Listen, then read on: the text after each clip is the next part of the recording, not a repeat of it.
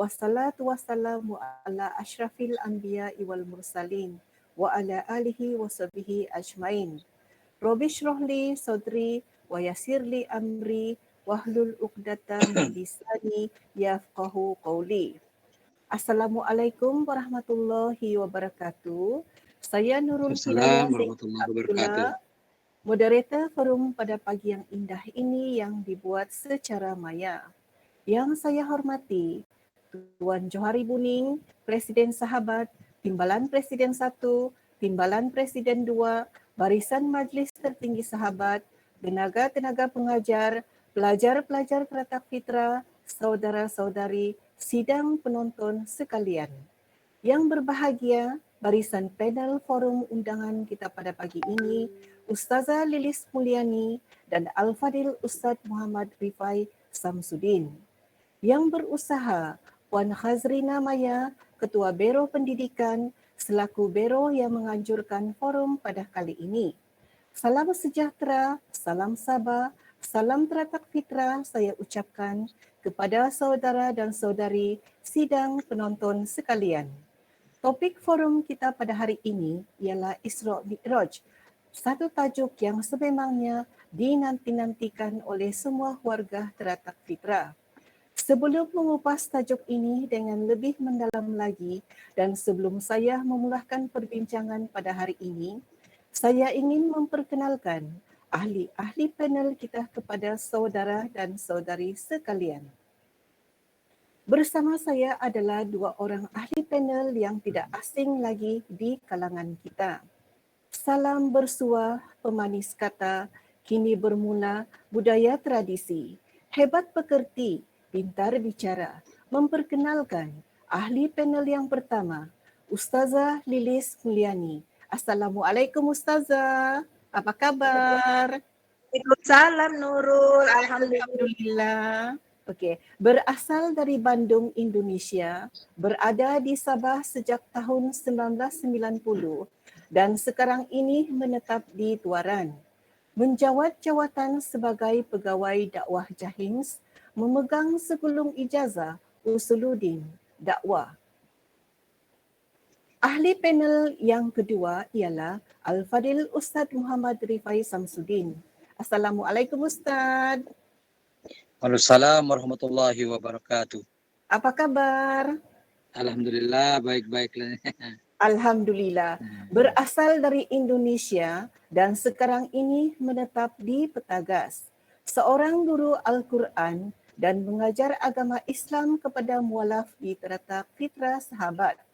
Mendapat pendidikan di Sekolah Menengah Atas Negeri SMAN Koloh-Koloh, Arjasa, Kanggaen, Sumeneb, Madura, Jawa Timur, Indonesia.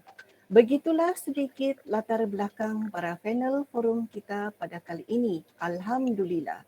Sebagai makluman, kita akan mempunyai 4 pusingan, iaitu 3 pusingan soalan dan 1 pusingan sesi soal jawab di akhir forum, di mana hanya 1 soalan untuk setiap panel. InsyaAllah. Baiklah, pusingan pertama, soalan saya kepada panel yang pertama, Ustazah Lilis Mulyani. Soalannya, apakah definisi atau maksud tajuk forum kita pada hari ini iaitu Isra Mi'raj? Dipersilakan Ustazah. A'udzubillahi minasyaitonirrajim. Bismillahirrahmanirrahim. Assalamualaikum warahmatullahi wabarakatuh. Alhamdulillah. Assalamualaikum warahmatullahi wabarakatuh. Assalatu wassalamu ala asrofil anbiya'i wal mursalin wa ala alihi wa sahbihi ajmain. Rabbi srohli sodri wa yasirli amri wahlul uqdatam min lisani yafqahu qawli amma ba'. Terima kasih kepada moderator pada pagi ini, Puan Nurul. Yang saya hormati ahli panel yaitu Ustaz Rifai. Tidak dilupakan juga Ketua Biro Pendidikan Puan Maya. Dan tidak dilupakan adalah Tuan Presiden, tidak tahu sudah masuk atau belum. Tuan Presiden dan seterusnya para penceramah Teratak Fitrah yang saya hormati dan saya sayangi dan tidak dilupakan para peserta yang hadir pada pagi ini. Sekali lagi, Assalamualaikum warahmatullahi wabarakatuh. Assalamualaikum warahmatullahi wabarakatuh. Panjang banget.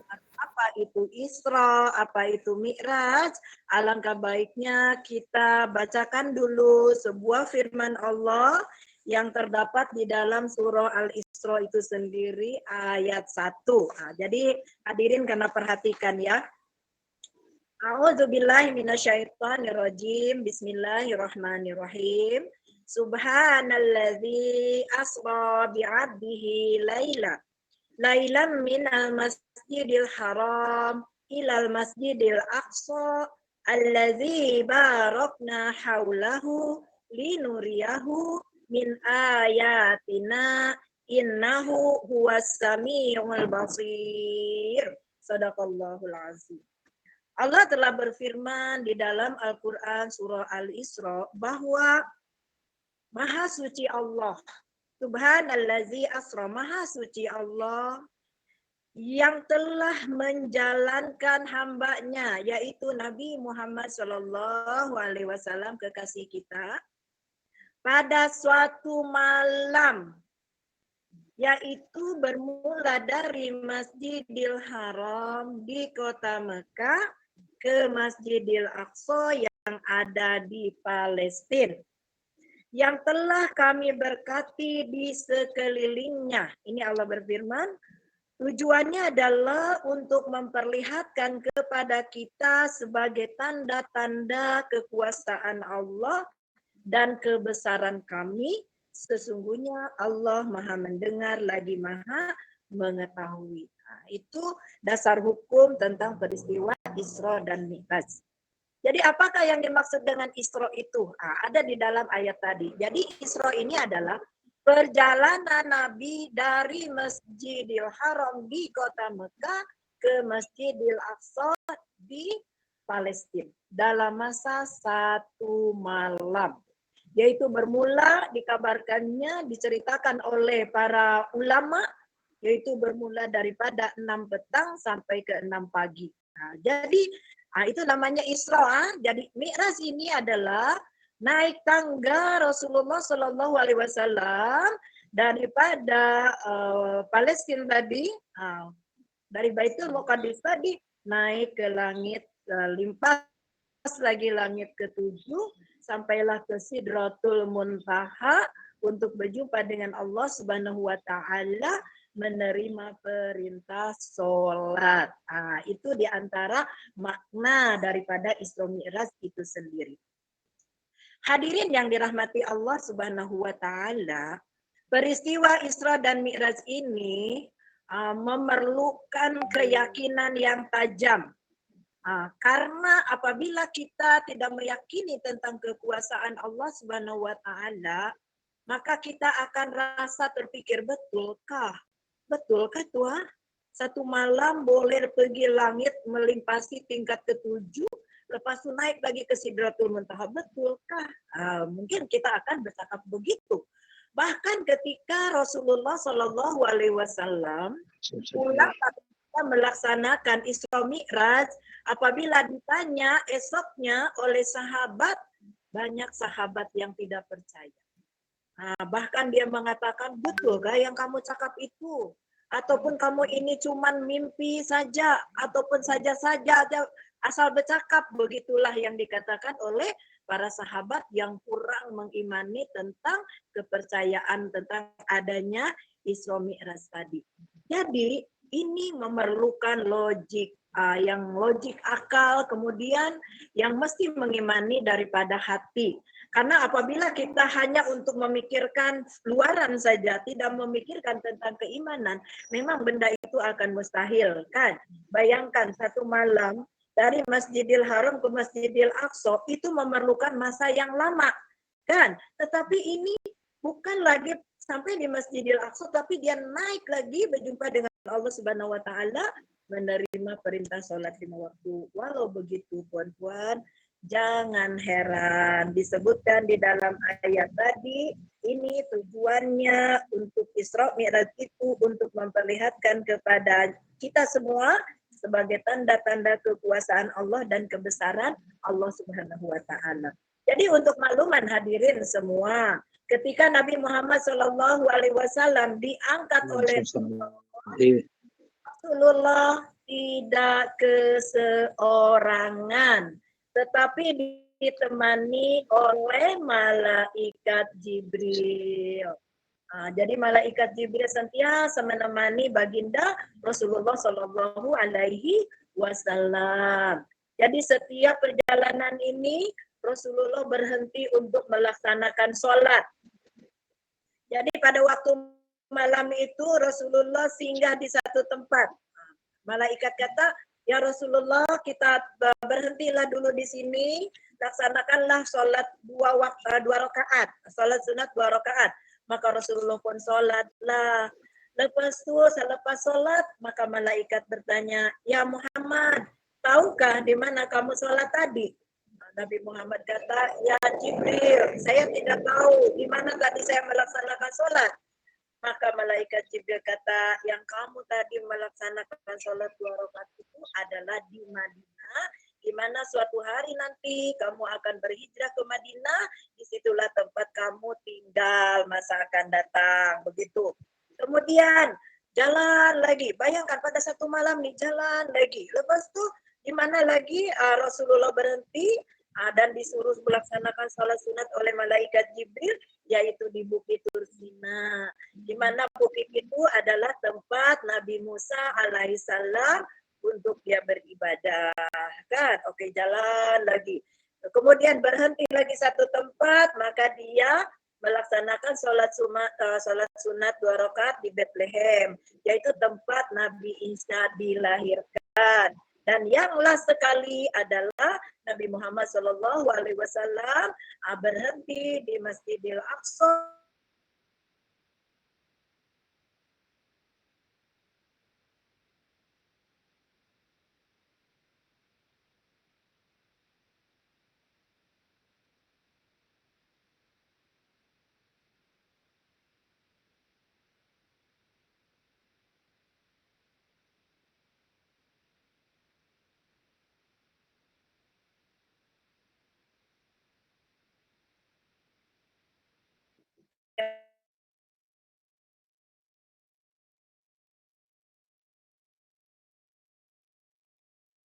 Bila disebut nama baginda, maka kalian kena menjawab Sallallahu Alaihi Wasallam.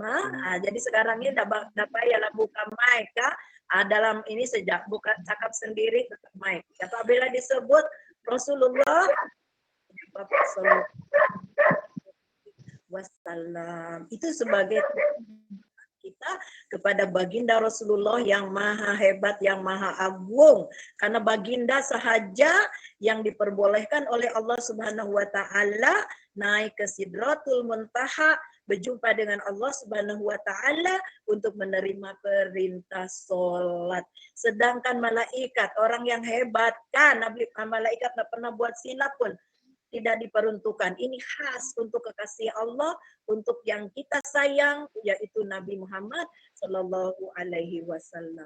Mungkin kita pikir, jadi Ustazah, jadi adakah itu yang macam kendaraan yang dipakai oleh Nabi Muhammad Shallallahu Alaihi Wasallam, memang ada namanya buruk. Jadi buruk ini dalam bahasa Arab. Dalam bahasa Melayu, buruk itu artinya kilat. Jadi buruk itu artinya kilat. Jadi Nabi Muhammad ini dibawa oleh satu kendaraan yang berjalannya seperti cahaya, seperti kilat, cahaya terus tengok saja terus hilang. Begitu. Jadi macam mana rupa bentuk buruk itu? Banyak para ulama berpendapat, ada yang mengatakan buruk ini bentuknya lebih besar daripada Pokoknya lebih kecil daripada unta lah, tapi lebih besar daripada apa namanya tuh? Ada saya apa, Himar. himar. Lebih Besar daripada himar, lebih kecil daripada apa? Ada satu Bi- istilah Bigol. ikal. Ada lagi kan buruk ini seperti kuda putih tetapi bersayap.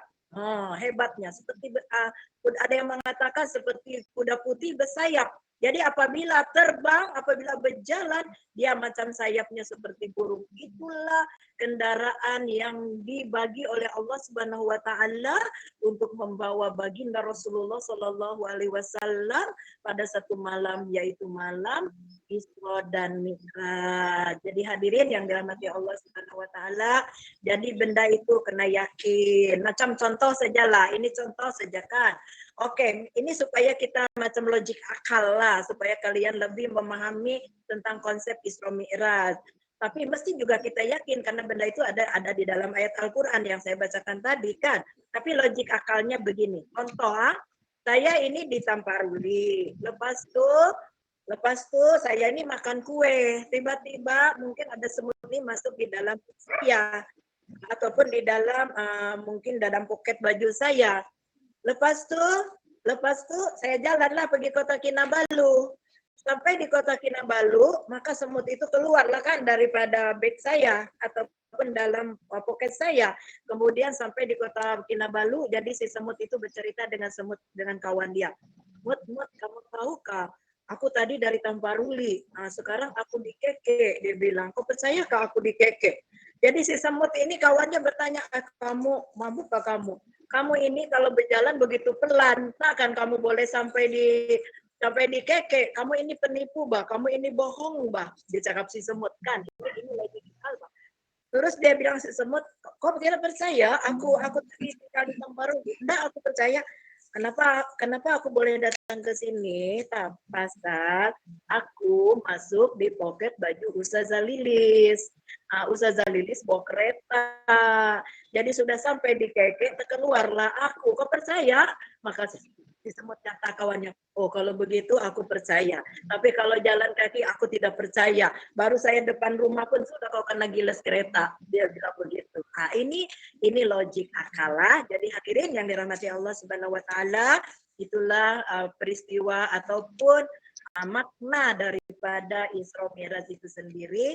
Mudah-mudahan kalian yang ada di mengikuti program ini boleh menerima, oh iya pula kan ini kalau sudah sebut namanya kekuasaan Allah, namanya kebesaran Allah, memang kita tidak boleh lagi orang bilang komen, tidak boleh lagi menetap percaya. Apabila tidak percaya, takut keimanan kita tidak mantap. Jadi itu saja, Puan Nurul. Terima kasih untuk round pertama. Terima kasih. Wallahu a'lam bishawab. Alhamdulillah, demikian tadi definisi Isra Mi'raj yang telah dikupas secara mendalam oleh Ustazah Lilis Mulyani. Antaranya ialah perjalanan ke Masjidil Haram, ke Masjidil Aqsa dalam masa 1 hari. Majlis mengucapkan ribuan terima kasih. Pusingan kedua. Baiklah, seterusnya kita beralih kepada panel kita yang kedua, iaitu Al-Fadil Ustaz Muhammad Rifai Samsudin. Soalannya, ceritakan perihal bila, di mana dan bagaimana peristiwa Isra Mi'raj itu berlaku. Dipersilakan Ustaz. Dan sebelum itu, diminta kepada semua hadirin sidang penonton sekalian untuk memastikan mikrofon sentiasa dalam keadaan mood senyap agar tidak mengganggu sepanjang forum ini berlangsung. Terima kasih. Bismillahirrahmanirrahim. Assalamualaikum warahmatullahi wabarakatuh. Ya, kepada murid-murid apa kabar semuanya, insyaallah. Alhamdulillahirabbil alamin wassalatu wassalamu ala asyrafil anbiya'i wal mursalin sayyidina Muhammad wa ala alihi wa sahbihi ajmain. Qala rabbi shrah li sadri wa yassir li amri wahlul 'uqdatam min lisani yafqahu qawli. Allahumma arinal haqqa haqqa warzuqna ittiba'ah wa arinal batila batila warzuqna ijtinabah. Amma ba'd. Saudara kaum muslimin yang dirahmati Allah Subhanahu wa taala, yang saya hormati panel Ustazah Lilis Mulyani, juga yang saya hormati Tuan Presiden kita, sahabat dan seluruh AJK-nya, dan kepada saudara kaum muslimin, murid-murid yang dicintai, semoga dirahmati Allah Subhanahu wa taala. Berkenaan kepada Isra Mi'raj, seperti yang panel pertama sudah sebutkan, ayat pertama daripada surah daripada Al-Isra, ayat pertama, Bismillahirrahmanirrahim. Subhanalladzi asra bi 'abdihi lailan minal masjidil haram ilal masjidil aqsa alladzi barakna haulahu linuriyahu min ayatina innahu huwas samiul basir. Shadaqallahul adzim. Maha suci Allah yang telah memperjalankan hambanya Muhammad pada malam hari daripada Masjidil Haram ke Masjidil Aqsa, supaya menunjukkan tanda-tanda kebesaran Allah Subhanahu wa taala. Linuriyahu min ayatina innahu huwas samiul basir. Sesungguhnya Allah Maha mendengar lagi Maha melihat. Allah Subhanahu wa taala yaqul, dalam semua kebanyakan ayat Al-Qur'an diiringi dengan kalimat subhana di hadapannya, maka artinya menunjukkan sesuatu itu adalah yang sangat luar biasa. Yang sangat luar biasa kejadiannya. Itu macam di luar batas kemampuan manusia berpikir. Di luar batas jangkauan manusia berpikir. Artinya di Isra Mi'rajkan itu memang tidak ada kemampuan macam mana pun sampai sekarang. Mesti sampai ke langit dan sebagainya. Dan perihal kejadian ini, menurut satu riwayat, Rasulullah SAW tidur di rumah saudara sepupu dia, Ummu Hani binti Abi Thalib. Lepas itu dia tidur di sana. Dalam satu riwayatnya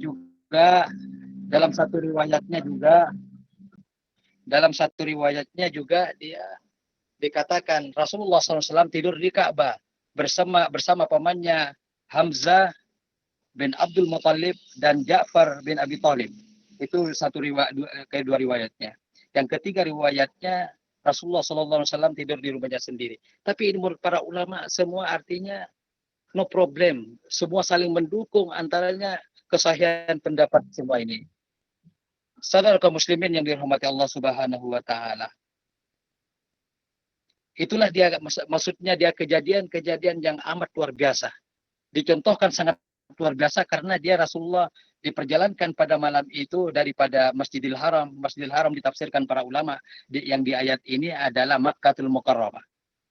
Kepada istilah sehingga ke Masjidil Aqsa yang panel sudah sebutkan, panel pertama yang Rasulullah salat di daerah kota Thayyibah. Thayyibah ini yang dimaksudkan adalah artinya Madinah. Karena masa itu Madinah sudah ada kemudahan, sudah ada istilahnya bandar ilmu kalau istilahnya sekarang. Lalu Rasulullah SAW istilahnya dia terus dia hingga lagi dengan malaikat Jibril di Baitul Laham, tempat Nabi Isa alaihissalam dilahirkan, ke Bukit Sur Sina, tempatnya Nabi Musa SAW langsung berbicara kepada Allah Subhanahu wa taala, lalu ke Baitul Maqdis. Sehingga di Baitul Maqdis itu Rasulullah rupa-rupanya telah ditunggu dengan istilahnya seluruh para nabi-nabi Allah Subhanahu wa taala. Telah ditunggu untuk menjadi imam salat. Artinya ini dari segi pemikiran zahir macam mana nabi-nabi dahulu menunggunya dia. Rupanya para ulama menafsirkan itu semua. Seluruh roh-rohnya Nabi itu memang telah menunggu. Dan Rasulullah diberikan satu kemuliaan yang mengimami istilahnya sholat seluruhnya. Karena menunjukkan Rasulullah SAW ini diberikan mukjizat yang amat besar oleh Allah Subhanahu wa ta'ala. Seperti diperdengarkan oleh Rasulullah ketika bersama Jibril alaihissalam. Jibril dikatakan dia mencium bau yang harum. Lalu Rasulullah bertanya kepada Jibril, bau apa ini ya Rasulullah? Itu adalah masitah baunya. Siapakah masitah ini? Dia istilahnya orang yang istilahnya mentauhidkan Allah di masa Fir'aun, lalu istilahnya sehingga dia direbus atau digoreng dengan bajah timah yang mendidih dengan anak-anaknya. Itulah diberikan kemuliaan dan boleh diambil iktibar kalau seseorang ini berjasa kepada agama, baik dalam dakwah dengan ikhlas lillahi ta'ala, baunya terus harum di sisi di sisi Allah Subhanahu wa taala dan juga malaikat-malaikat Allah Subhanahu wa taala.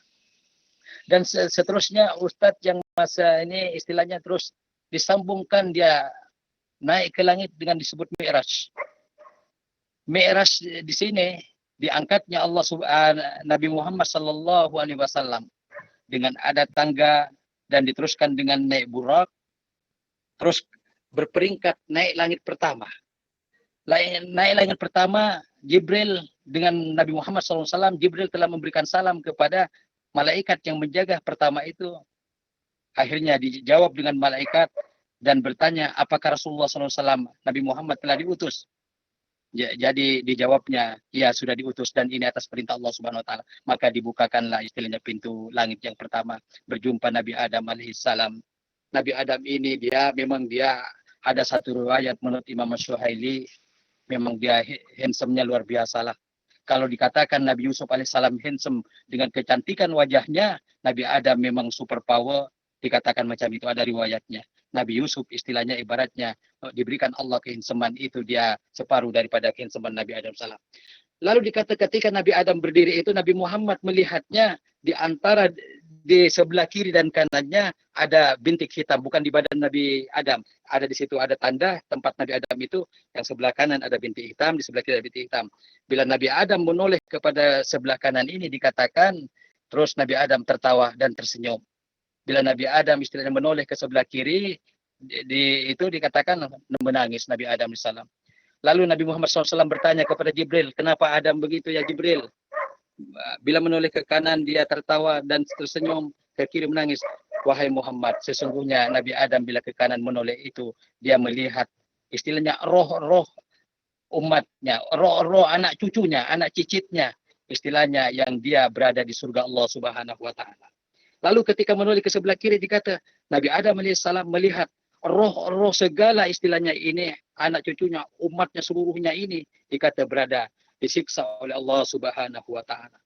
Ustaz teruskan, dia terus naik lagi burak itu yang dikatakan dari panel pertama Ustaz Zalilis tadi itu, burak ini adalah satu tunggangan diberikan oleh Allah yang tidak boleh difikirkan oleh manusia.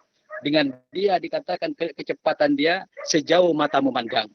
Memang cepat. Jadi kalau langit itu sekejap sajalah dia. Sedangkan manusia sekarang boleh bikin satelit, apalagi Allah Subhanahu Wa Taala yang lebih hebat. Jadi dikatakan dia naik ke langit, bertemulah dengan memberikan salam, lalu dibuka dia setelah ditanya sama dengan soal yang pertama, apakah sudah diutus oleh Allah atas perintah Allah? Sudah dijelaskan. Bertemulah Nabi Isa alaihissalam dengan Nabi Yahya alaihissalam dalam satu langit itu. Begitu juga seterusnya, dia terus ke langit yang ketiga, bertemulah di sana juga dengan Nabi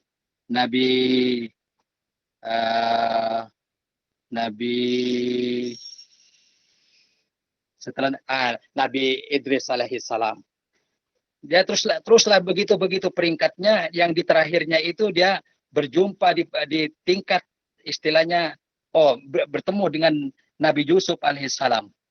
Nabi Yusuf ini dikatakan Rasulullah SAW, ya Allah, kecantikan wajahnya itu terlalu luar biasa.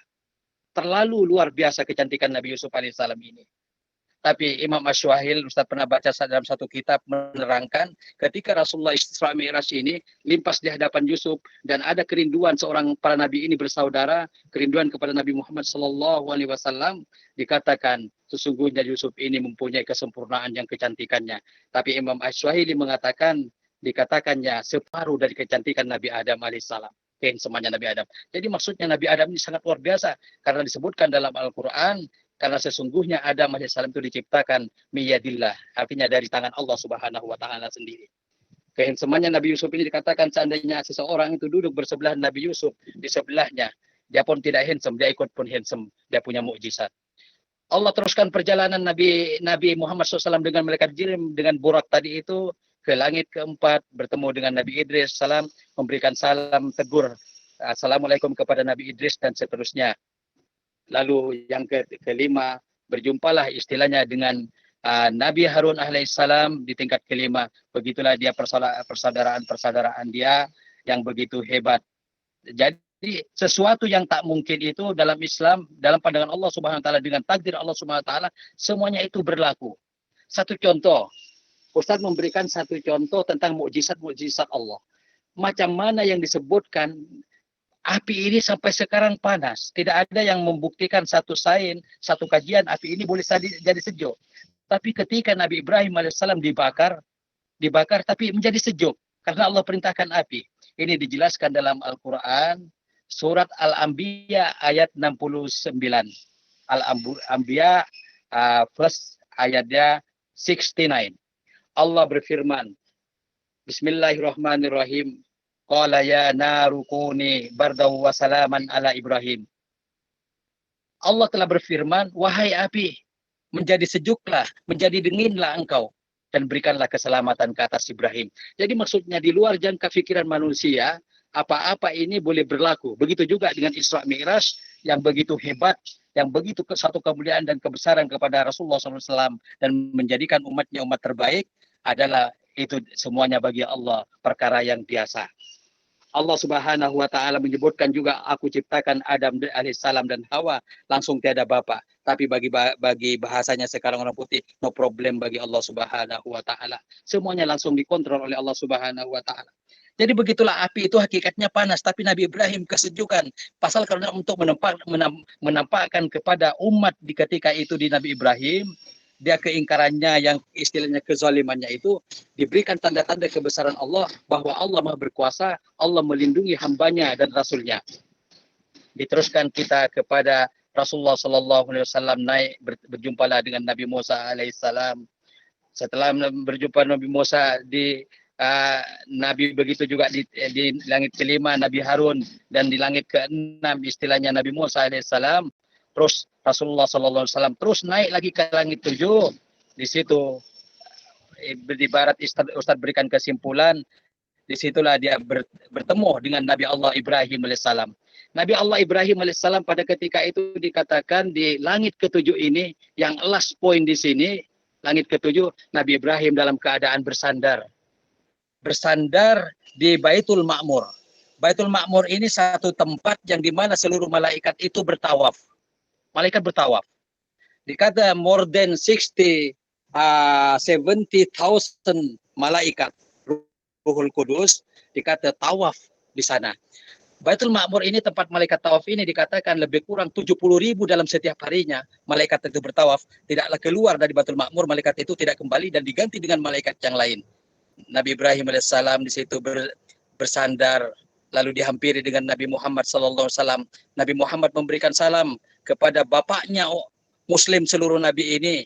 Istilahnya seorang istrinya merindukan, istilahnya anak sendirinya Nabi Muhammad sallallahu alaihi wasallam.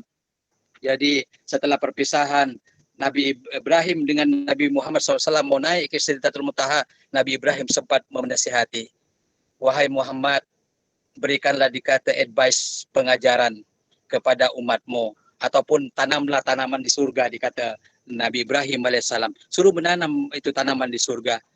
Wahai Ibrahim, istilahnya ayahku, dengan tanam apa di surga itu kita mau tanam? Maka dikata Nabi Ibrahim alaihissalam menasihatkan, maka umatmu suruhlah sering berzikir dengan la haula wala quwata illa billahil aliyyil azim. Tiada daya dan kekuatan melainkan pertolongan Allah Subhanahu wa taala, melainkan pertolongan dan daya pertolongan Allah Subhanahu wa taala. Yang keduanya dikatakan berzikirlah dengan subhanallah walhamdulillah wala ilaha illallah wallahu akbar. Maha suci Allah, segala puji bagi Allah, tiada Tuhan disembah melainkan Allah, Allahu akbar.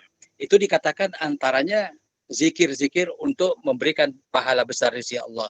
Jadi tidak salah kalau seseorang muslim itu berzikir habis salat mungkin ini baca 100 kali, karena mungkin perlukan dia masa 3-4 menit sudah selesai. Sampai di situ naik Sidratul Muntaha, dikata Jibril berkata kepada istilahnya ini Nabi Muhammad, wahai Muhammad, aku sampai di sini saja. Kenapa? Dikata sesungguhnya aku bila melewati batas ini, dikata Sidratul Muntaha, pasti aku terbakar. Jadi diberikan kemuliaan oleh Allah Subhanahu wa taala, Nabi Muhammad langsung berhadapan dengan Allah, sedangkan Jibril tidak mampu. Disebutkan di dalam Al-Quran, disitulah istilahnya dalam surat An-Najm, Rasulullah SAW ayat ke-13 dikatakan Jibril ini menampakkan yang sebenar-benarnya, yang aslinya. Disebutkan di dalam Al-Quran itu yang artinya sesungguhnya aku melihat Jibril dikata dalam keadaan yang asli. Dalam keadaan yang asli. Jibril ini dalam keadaan yang asli menurut satu riwayat dia mempunyai 600 sayap. Setiap sayapnya ini seolah-olah dia meliputi ini antara barat dan timur. Subhanallah, itu kuasa Allah Subhanahu wa taala. Saudara muslimin yang dirahmati Allah Subhanahu wa taala. Teruslah Allah menerima perintah salat, lalu turun istilahnya berjumpa dengan Nabi Musa alaihissalam. Nabi Musa minta suruh keringanan, umatmu tidak akan kuat Muhammad. 10. Akhirnya Nabi Muhammad menjadilah 5 ini. Lalu Allah berfirman kepada Nabi Muhammad, wahai Muhammad, sesungguhnya walaupun 5 salat fardu ini akan ditetap dengan pahalanya 50 kali pahala. Sempat juga Rasulullah diajak dengan Jibril setelah berjumpa dengan Rasulullah dengan Allah Subhanahu wa taala, sempat berjumpa istrinya, dibawa kepada surga, mencari surga. Ada tertulis di dalam surga itu, dikata di pintu itu ada tulisan macam ini. A'udzubillahi minasyaitonirrajim. Ditulis as-sadaqatu bi asyri amsalihha wa qurdis bi thamaniyah asyara. Ditulis ada satu pintu itu bertulisan macam itu. Sedekah kita bersedekah dikata kepada salah seorang hamba Allah, kepada siapa saja bersedekah dengan satu sedekah, Allah berikan 10 pahala kebaikan. Itu artinya itu. Wa qurdi bi thamaniyah asyara. Dan Allah memberikan, kalau seseorang itu memberikan hutang dikata kepada orang lain, Allah berikan 18 pahala. Nabi Muhammad sempat bertanya kepada Jibril dengan keheranan, wahai Jibril, di sana bersedekah itu Allah beri 10 pahala. Kenapa berhutang ini dikata diberikan istilahnya 18 pahala?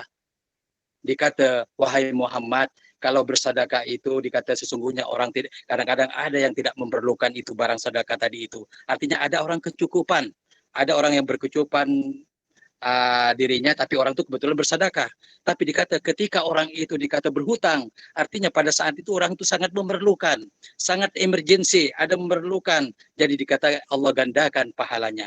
Tapi dalam hadis lain ada juga diterangkan kita sedekah dan istilahnya satu kebaikan dan berhutang diberi Allah 2 pahala lagi. Jadi itu tidak ada contradiction dalam bahasa Inggris, tidak saling bertentangan. Saudara kaum muslimin yang dirahmati Allah Subhanahu wa taala, Allah juga perlihatkan kepada Nabi Muhammad SAW, istilahnya dia terakhirnya itu ke neraka. Begitulah orang-orang yang disiksa dengan dahsyatnya. Jadi kita semua semoga menjadi orang-orang yang diridai Allah Subhanahu wa taala, taat beribadah. Itulah juga disebutkan satu itu ayat, karena Rasulullah diberikan penghormatan yang begitu besar, dengan seluruh nabi dijadikan imam di Baitul Maqdis tadi itu, dikatakan umatnya Nabi Muhammad ini adalah umat yang terbaik. Bismillahirrahmanirrahim. Kuntum khaira ummatin ukhrijat linnas ta'muruna bil ma'rufi wa tanhauna 'anil munkar. Kamu adalah umat Islam, umat yang terbaik yang dilahirkan untuk manusia, menyuruh berbuat baik dan mencegah kepada yang mungkar, beriman kepada Allah. Saudara kaum muslimin yang dirahmati Allah, kita boleh istilahnya berikan kesimpulan, sesuatu kejadian yang luar biasa ini bagi Allah adalah tidak masalah. Juga disebutkan dalam surat Asy-Syu'ara ayat ke-63, boleh dibaca Al-Qur'an yang punya tafsir di rumah. Surat Asy-Syu'ara ini dikatakan Rasulullah Nabi Muhammad sallallahu alaihi wasallam ketika mengambil itibar istilahnya ketika macam mana Nabi Musa alaihissalam dikejar dengan Firaun, yang seolah-olah ini Laut Merah ini Nabi Musa dia sudah tidak akan boleh sanggup, artinya dia dapat melewati laut. Tapi Allah menurunkan istilahnya wahyu, surat Asy-Syu'ara ayat 63, wahai Musa, pukullah tongkatmu ini kepada laut. Lalu laut itu menjadi satu belahan gunung yang besar, belahan gunung besar. Nabi Musa alaihissalam istilahnya baru melewati itu. Artinya mukjizat yang diberikan kepada Nabi, keadaan luar biasa ini dari Allah Subhanahu wa taala, bukan mustahil seluruhnya ini boleh istilahnya boleh terjadi. Sekian saja, salah silap Ustaz, mohon istilahnya dimaklumi dan tetap semoga dibimbing oleh Allah Subhanahu wa taala. Ya, jadi sekian. Assalamualaikum warahmatullahi wabarakatuh. Waalaikumsalam warahmatullahi wabarakatuh. Alhamdulillah, demikian tadi perkongsian panel kita yang kedua mengenai dengan bila, di mana dan bagaimana peristiwa Isra Mi'raj itu boleh berlaku. Antara yang dikupas ialah sangat luar biasa jangkauan manusia berfikir diangkat Nabi Muhammad sallallahu alaihi wasallam sehingga ke langit ketujuh iaitu Sidratul Muntaha. Majlis mengucapkan ribuan terima kasih. Baiklah saudara-saudari sidang penonton sekalian, kita persilakan sekali lagi panel pertama iaitu Ustazah Lilis. Soalannya, apakah sebab berlakunya peristiwa Isra Mi'raj dan mukjizat yang terjadi semasa peristiwa ini berlaku? Dipersilakan Ustazah. Terima kasih moderator. Sekali lagi Assalamualaikum warahmatullahi wabarakatuh. Assalamualaikum warahmatullahi Kejadian yang Allah takdirkan mesti ada sebab dan juga mesti ada hikmah. Apa saja yang berlaku itu ada dua. Pertama ada sebab, yang kedua mesti ada hikmah. Jadi perjalanan baginda Rasulullah Shallallahu Alaihi Wasallam dari kota Mekah ke kota Palestina dan seterusnya ke Sidratul Muntaha ada sebab dia. Di antara sebabnya adalah sebagai hadiah daripada Allah Subhanahu wa taala untuk menggembirakan hati baginda Rasulullah. Sebagaimana kita ketahui sebelum Nabi Muhammad Shallallahu alaihi wasallam diisrakan, 3 tahun sebelum peristiwa itu berlaku, maka Nabi Muhammad ini diuji dengan ujian yang sangat menyedihkan. Untuk makluman hadirin yang dirahmati Allah Subhanahu wa taala, sebagaimana kita ketahui, perintah Allah Subhanahu wa taala untuk berdakwah kepada baginda Rasulullah Shallallahu alaihi wasallam, ketika dia senyap-senyap semua boleh ikut. Nah, apabila sudah mulai terang-terangan, sudah mulai terbuka bahwa ini benda ini haram, benda ini wajib, kamu kena buat, benda ini haram, kamu kena tinggalkan. Maka orang Quraisy banyak yang marah kepada baginda Rasulullah Shallallahu alaihi wasallam. Tapi karena itu adalah perintah Allah, dakwah itu adalah perintah Allah, maka Rasulullah tetap juga melaksanakan. Macam juga kita semua kan, apabila itu adalah suruhan Allah, maka kita kena buat. Apabila itu larangan, maka kita kena tinggalkan. Dalam teori, banyak orang boleh mengajak. Macam saya boleh berceramah, mengajak, kamu marilah kita sholat, marilah kita melaksanakan puasa, marilah kita begini. Kita punya mulut ini senang untuk bercakap. Tapi apabila kita mau melarang, kan, Ustaz, betul gak Ustaz? Kalau benda itu tidak bagus, kemudian kita melarang, memang banyak orang tidak suka. Apalah Ustaz Zalini busy body betul. Itu hal aku lah. Nah, itu aku tanggung sendirilah, dosa aku tanggung. Jadi dia ini siapa? Pandai-pandai sudah melarang. Ini contoh kan, memang begitu. Hakikatnya memang begitu. Siapa ada telepon? Oke, memang hakikatnya begitu. Kalau mengajak semua orang boleh, tapi kalau melarang memang kita susah. Jadi Nabi Muhammad Shallallahu Alaihi Wasallam yang diperintahkan oleh Allah Subhanahu Wa Taala, la sabili rabbika bil hikmah wal mau'izatil hasanah wajadilhum billati hiya ahsan. Apa maksudnya? Allah perintahkan ajaklah dia, serulah dia kepada perkara kebaikan dengan penuh kebijaksanaan dan laranglah dia apabila orang itu melakukan kemungkaran. Jadi Nabi Muhammad itu ikut apa yang Allah perintahkan, ikut. Peduli orang marahkah, peduli orang mengutukkah, Nabi Muhammad terus ikut karena itu adalah perintah daripada Allah Subhanahu wa taala. Jadi untuk makluman hadirin, ketika Nabi Muhammad itu diperintahkan untuk mengajak kebaikan, maka bangsa Quraisy waktu itu kita semua sudah tahu terkenal dengan zaman jahiliyah, jahil. Zaman yang tidak tahu bahwa itu adalah betul. Padahal otak dia katakan itu tidak bagus. Berzina itu tidak bagus. Tapi nafsu terlampau kuat. Buat juga. Ini contoh kan. Jadi itu yang dilaksanakan oleh kaum Quraisy pada waktu itu. Tapi Nabi Muhammad kata haram. La taqrabu zina. Jangan dekati perbuatan zina. Itu haram. Allah perintahkan. Jangan dekati. Itu haram. Begitu. Akhirnya banyak orang Quraisy marah kepada apa kamu punya pelajaran ini. Lain-lain. Begitulah kurang lebih. Jadi kesimpulan dia, Nabi Muhammad walaupun dimarah oleh orang, walaupun dicerca oleh orang, tetap juga melaksanakan misi amar ma'ruf nahi mungkar.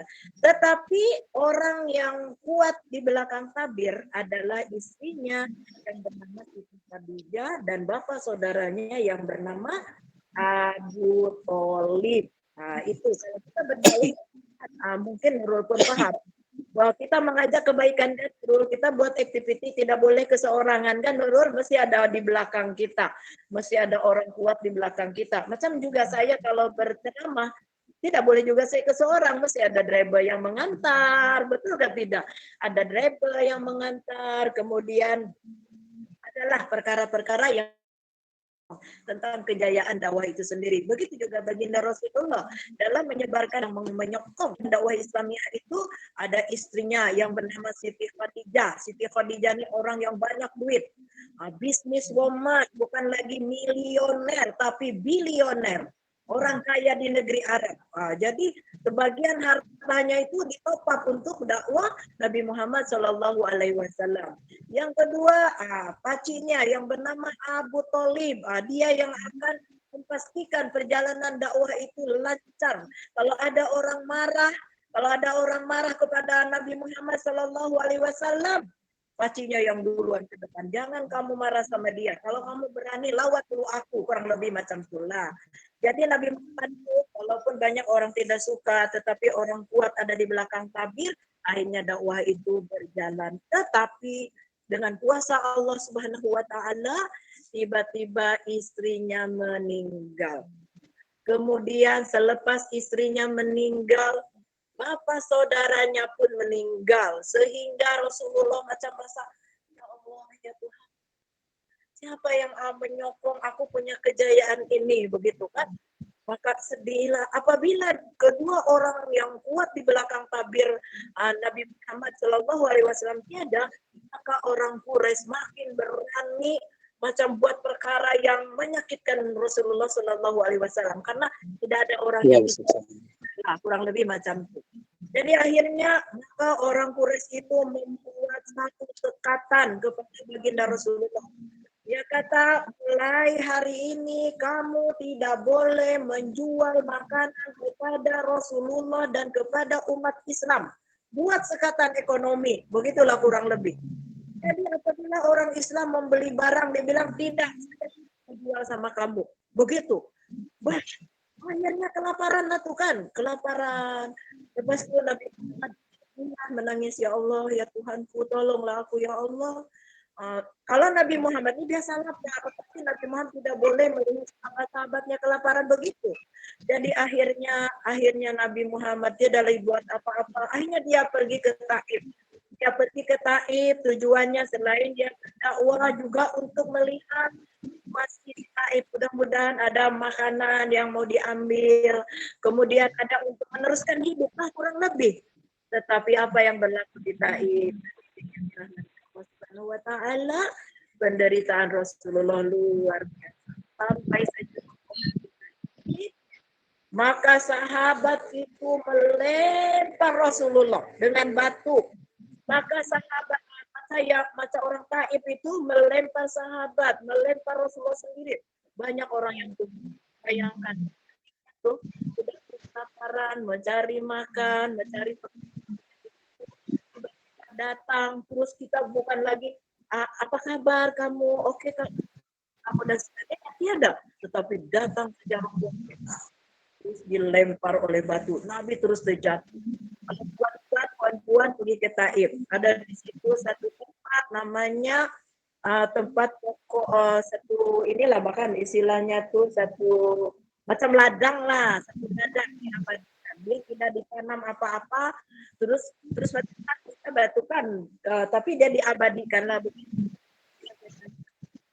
Ini kenapa ini ya tidak kan kita ini subur. Sekarang lah subur, kalau dulu tuh tidak subur. Tadi dicakap ini bekas peristiwa Nabi dilempar, dicakap Nabi macam begitu. Jadi diabadikanlah di sini, dicakap begitu. Jadi untuk makluman ketika Nabi Muhammad sedang kelaparan, Nabi Muhammad mau berdakwah bukan disambut oleh orang Taif tetapi dilempar, maka Rasulullah terjatuh. Banyak Imam waktu itu meninggal dunia. Maka melihat keadaan itu, Allah mengutus malaikat. Ini saya cerita dulu. Wahai ke bumi, tengoklah, ziarahlah kekasih aku dalam keadaan kesakitan. Tengoklah dia, ziarahlah dia.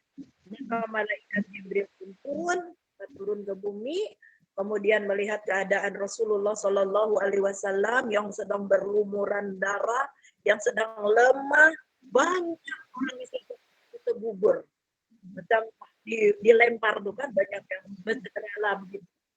Maka datanglah malaikat kepada Muhammad. Ya Muhammad, kekasih Allah. Aku diperintahkan oleh Allah Subhanahu wa taala untuk berziarah kepada engkau. Hari ini kamu sedang dizolim. Allah kamu. Jika hari ini kamu berdoa, hancurkanlah bumi ini, maka bumi ini akan hancur. Begitulah kan? Tapi apa Nabi Muhammad kekasih kita ini? Apa dia kata? Ya Jibril, aku berdoa pada Allah Subhanahu wa taala. Mudah-mudahan bumi Taif ini akan menjadi bumi yang subur. Mudah-mudahan orang Taif ini akan banyak bernantu.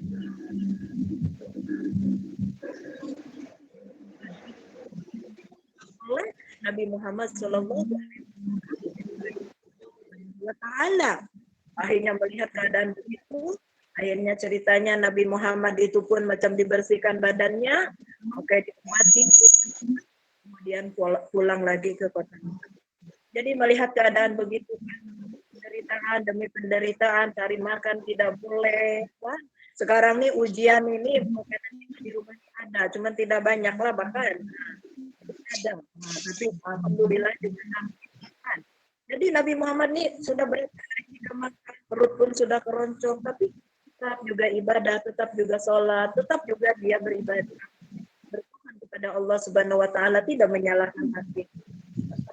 Dan itu Allah Subhanahu wa taala ada membawa kabar gembira kepada Rasulullah Shallallahu Alaihi Wasallam untuk dibawa jalan-jalan, diperlihatkan kekuasaan Allah Subhanahu wa taala, di mana pada waktu itu malam Isra Mi'raj, perjalanan yang melibatkan jasmani dan rohani.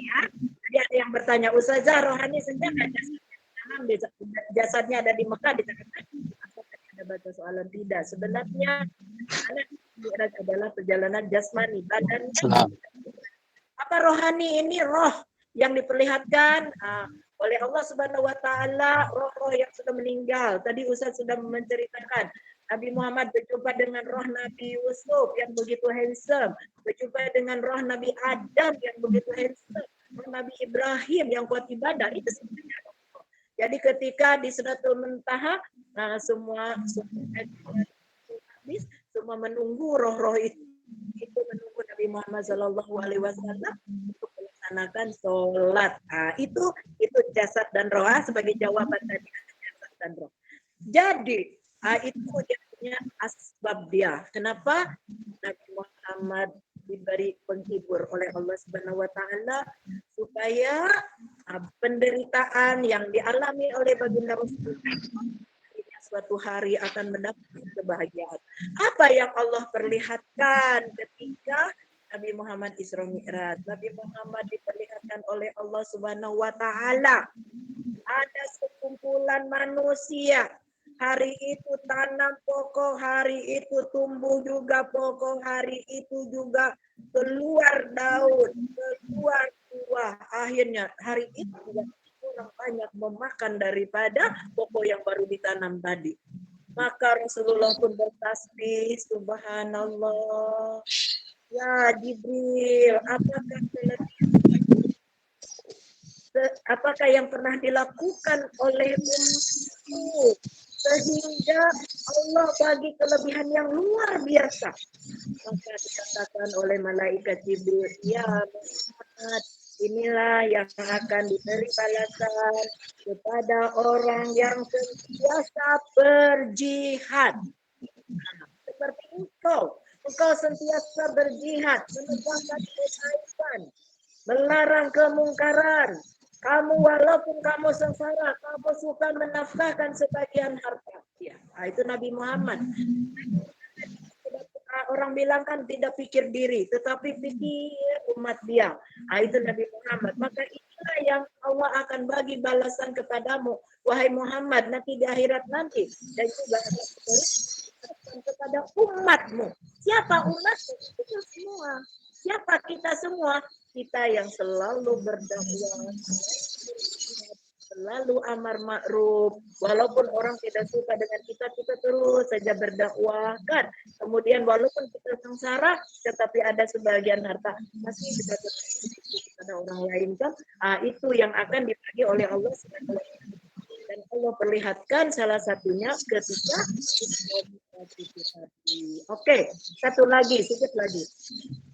Apa lagi yang iktibar ataupun mukjizat yang Allah berikan kepada Nabi Muhammad untuk dikasih terangkan kepada kita semua sebagai umat Nabi Muhammad, yaitu diantaranya hadirin yang dirahmati Allah Subhanahu Wa Taala, Allah perlihatkan kepada Muhammad Sallallahu Alaihi Wasallam keadaan penyiksaan di dalam api neraka. Apa di antaranya? Kalian dengar?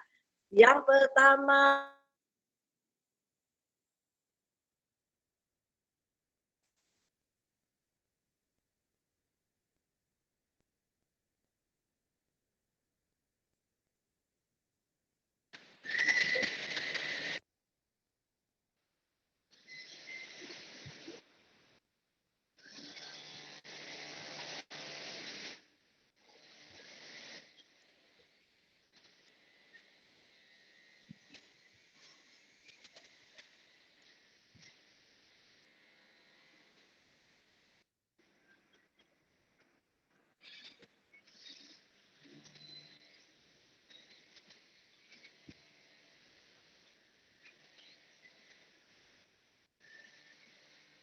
Okey, harap bersabar semua.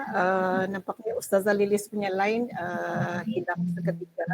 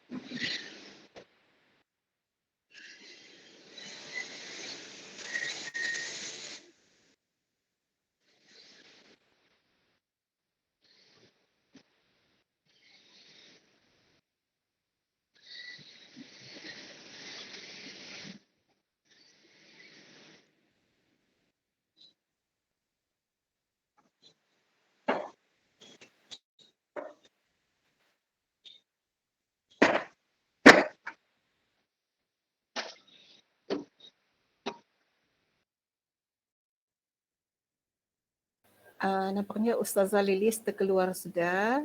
Tidak apa, kita tunggu lagi 1-2 minit. Maya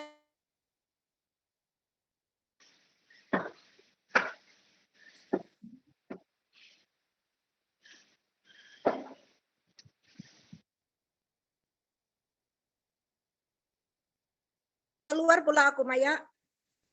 Assalamualaikum. Assalamualaikum, Maya. Moderator, oke? Okey, Waalaikumsalam, sudah. Ustaz. Okey, sudah Ustazah. Tadi hilang. Buat seronok-seronoknya aku bercakap pujian. Oke, teruskan nah. Itu nampak wanita yang dicabut rambutnya begini. Oke, kedua, dua saja. Ataupun wanita dan lelaki. Ini bukan wanita. Yang nomor 2 saya mau cakap bukan wanita saja, tetapi lelaki pun ada. Ustaz, ada lelaki di sini. Ada Ustaz sini ya. Wanita dan lelaki Allah perlihatkan kepada Nabi Muhammad SAW di mana mereka sedang antuk kepala dia. Begini. begini. Apabila antuk kepala di dinding kan, dia punya darah memancar. Allahu Akbar. Nabi Muhammad pun begitu. Antuk lagi. Allahu Akbar. Itu aja kerja dia. Allahu Akbar. Ya Jibril. Apa yang sudah dilakukan oleh umatku ya Jibril? Tahu apa Nabi Jibril berkata? Ini adalah neraka diperuntukkan kepada orang yang keras kepalanya untuk sujud. Disuruh oleh Allah sholat. Nah juga dia mau sholat. Keras kepala dia. Nah, ini yang kepala keras ini, dia sendiri nanti dia api neraka, dia akan mantuk. Begini, mencrat. Sampai bilala itu disiksanya, sampai habis dosanya. Na'udzubillahi min zalik. Jadi, kesimpulan dia. Hadirin yang dirahmati Allah Subhanahu wa taala, hikmah yang Rasulullah telah dapat ketika Isra Mi'raj tadi, pastikan bahwa apabila perintah Tuhan jangan main-main, mesti buat. Apabila itu larangan Tuhan jangan main-main, mesti tinggalkan juga. Karena apabila perintah Tuhan tidak buat, larangan Tuhan kita buat, takut apa yang diperlihatkan ketika Isra Mi'raj baginda Rasulullah Shallallahu Alaihi Wasallam berlaku kepada kita. Jadi akhirnya hadirin, ketika Rasulullah pulang daripada Isra Mi'raj kan, Rasulullah mendiamkan diri, diam saja. Menangis saja. Tiba-tiba kan datanglah anaknya tuh, namanya Siti Fatimah kan. Siti Fatimah sampai ke rumah baginda Rasulullah, nampak Rasulullah sedang nangis. Siti Fatimah bertanya, "Assalamualaikum ayah. Ayah sakit ya?" Ini pulang di Saudara. "Enggak, Nak. Ayah sehat. Kenapa ayah menangis?" Terus anaknya itu, Siti Fatimah, dipeluk oleh ayah dia, oleh Nabi Muhammad. Nah, ketika ayah Isra Mi'raj semalam, ayah diperlihatkan oleh Allah yang paling banyak dalam api neraka itu adalah wanita. Jadi ayah takut diantaranya adalah kamu. Maka jadilah sebagai anak yang solehah, anak yang taat pada Allah, anak yang taat kepada suami, dan anak yang sentiasa berbakti kepada kedua ibu bapak. Itulah amanah yang diperintahkan ataupun yang diutarakan oleh baginda Rasulullah Shallallahu Alaihi Wasallam kepada anaknya supaya menjaga perintah Allah, perintah suami, dan juga sentiasa menjaga hak Allah. Jadi itu saja. Terima kasih. Assalamualaikum warahmatullahi wabarakatuh. Waalaikumsalam warahmatullahi wabarakatuh. Alhamdulillah, demikian tadi perkongsian panel kita yang pertama mengenai dengan apakah sebab berlakunya peristiwa Isra Mi'raj dan mukjizat-mukjizat yang terjadi semasa peristiwa ini berlaku. Antara yang dikupas ialah Nabi Muhammad sallallahu alaihi wasallam mengajak kepada kebaikan dan meninggalkan yang dilarang. Majlis mengucapkan ribuan terima kasih. Baiklah saudara dan saudari sekalian, dini hari pergi lautan untuk menjala si ikan bilis. Assalamualaikum tuan dan puan, mohon saya meneruskan majlis. Baiklah, soalan pusingan pertama dan kedua sudah pun tamat. Sekarang kita beralih kepada soalan pusingan ketiga. Soalan kepada panel kedua, Al-Fadhil Ustaz Muhammad Rifai Samsudin. Soalannya, apakah pengajaran yang boleh diambil dan dipraktikkan dalam kehidupan seharian sebagai seorang Muslim? Dipersilakan Ustaz. Bismillahirrahmanirrahim. Assalamualaikum warahmatullahi wabarakatuh. Alhamdulillahi wassalatu wa mawala. Qala rabbi shrah li sadri wa yassir li amri wa hlul 'uqdatam min lisani yafqahu qawli. Asyhadu an la ilaha illallah wahdahu la syarika lah wa asyhadu anna Muhammadan abduhu wa rasuluh.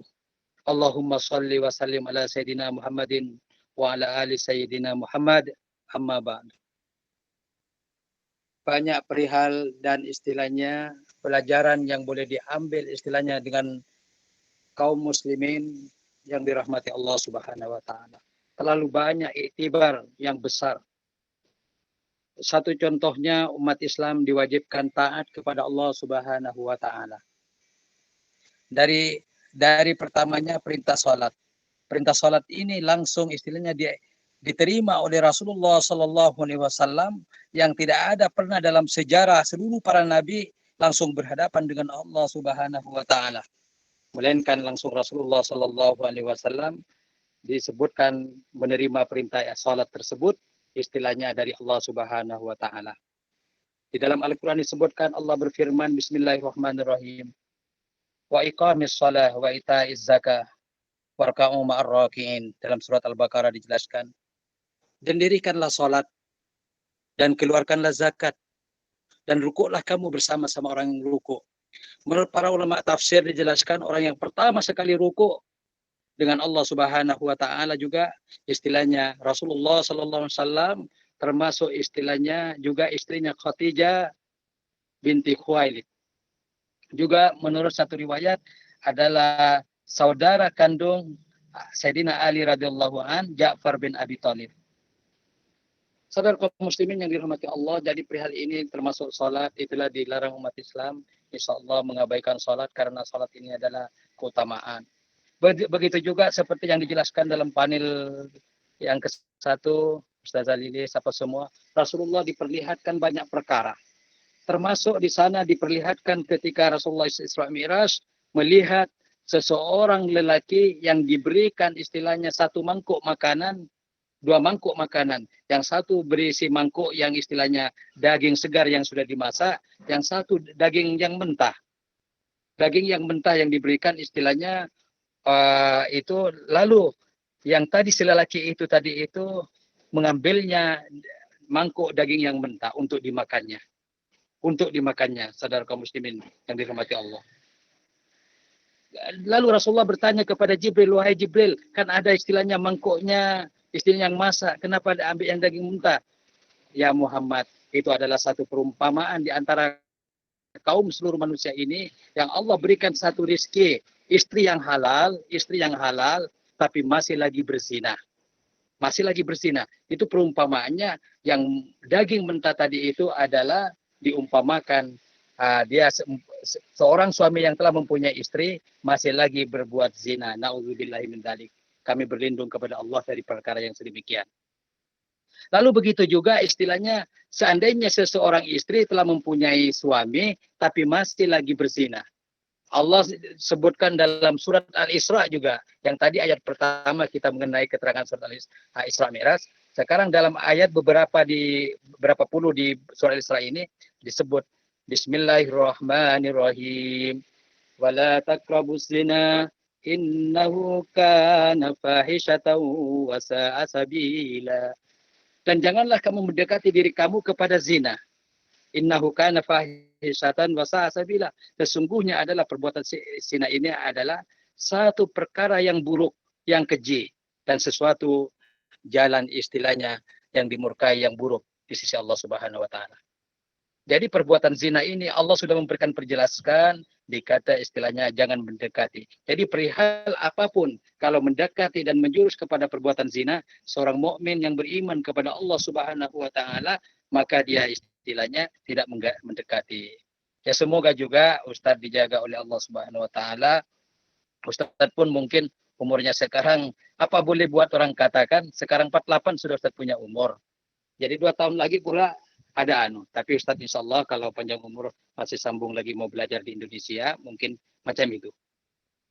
Jadi Ustadz sudah 48 sekarang. Jadi maksudnya ya, mudah-mudahan diberikan iktibar oleh Allah Subhanahu wa taala, tidak berbuat yang istilahnya menyimpang dari ajaran-ajaran Allah Subhanahu wa taala.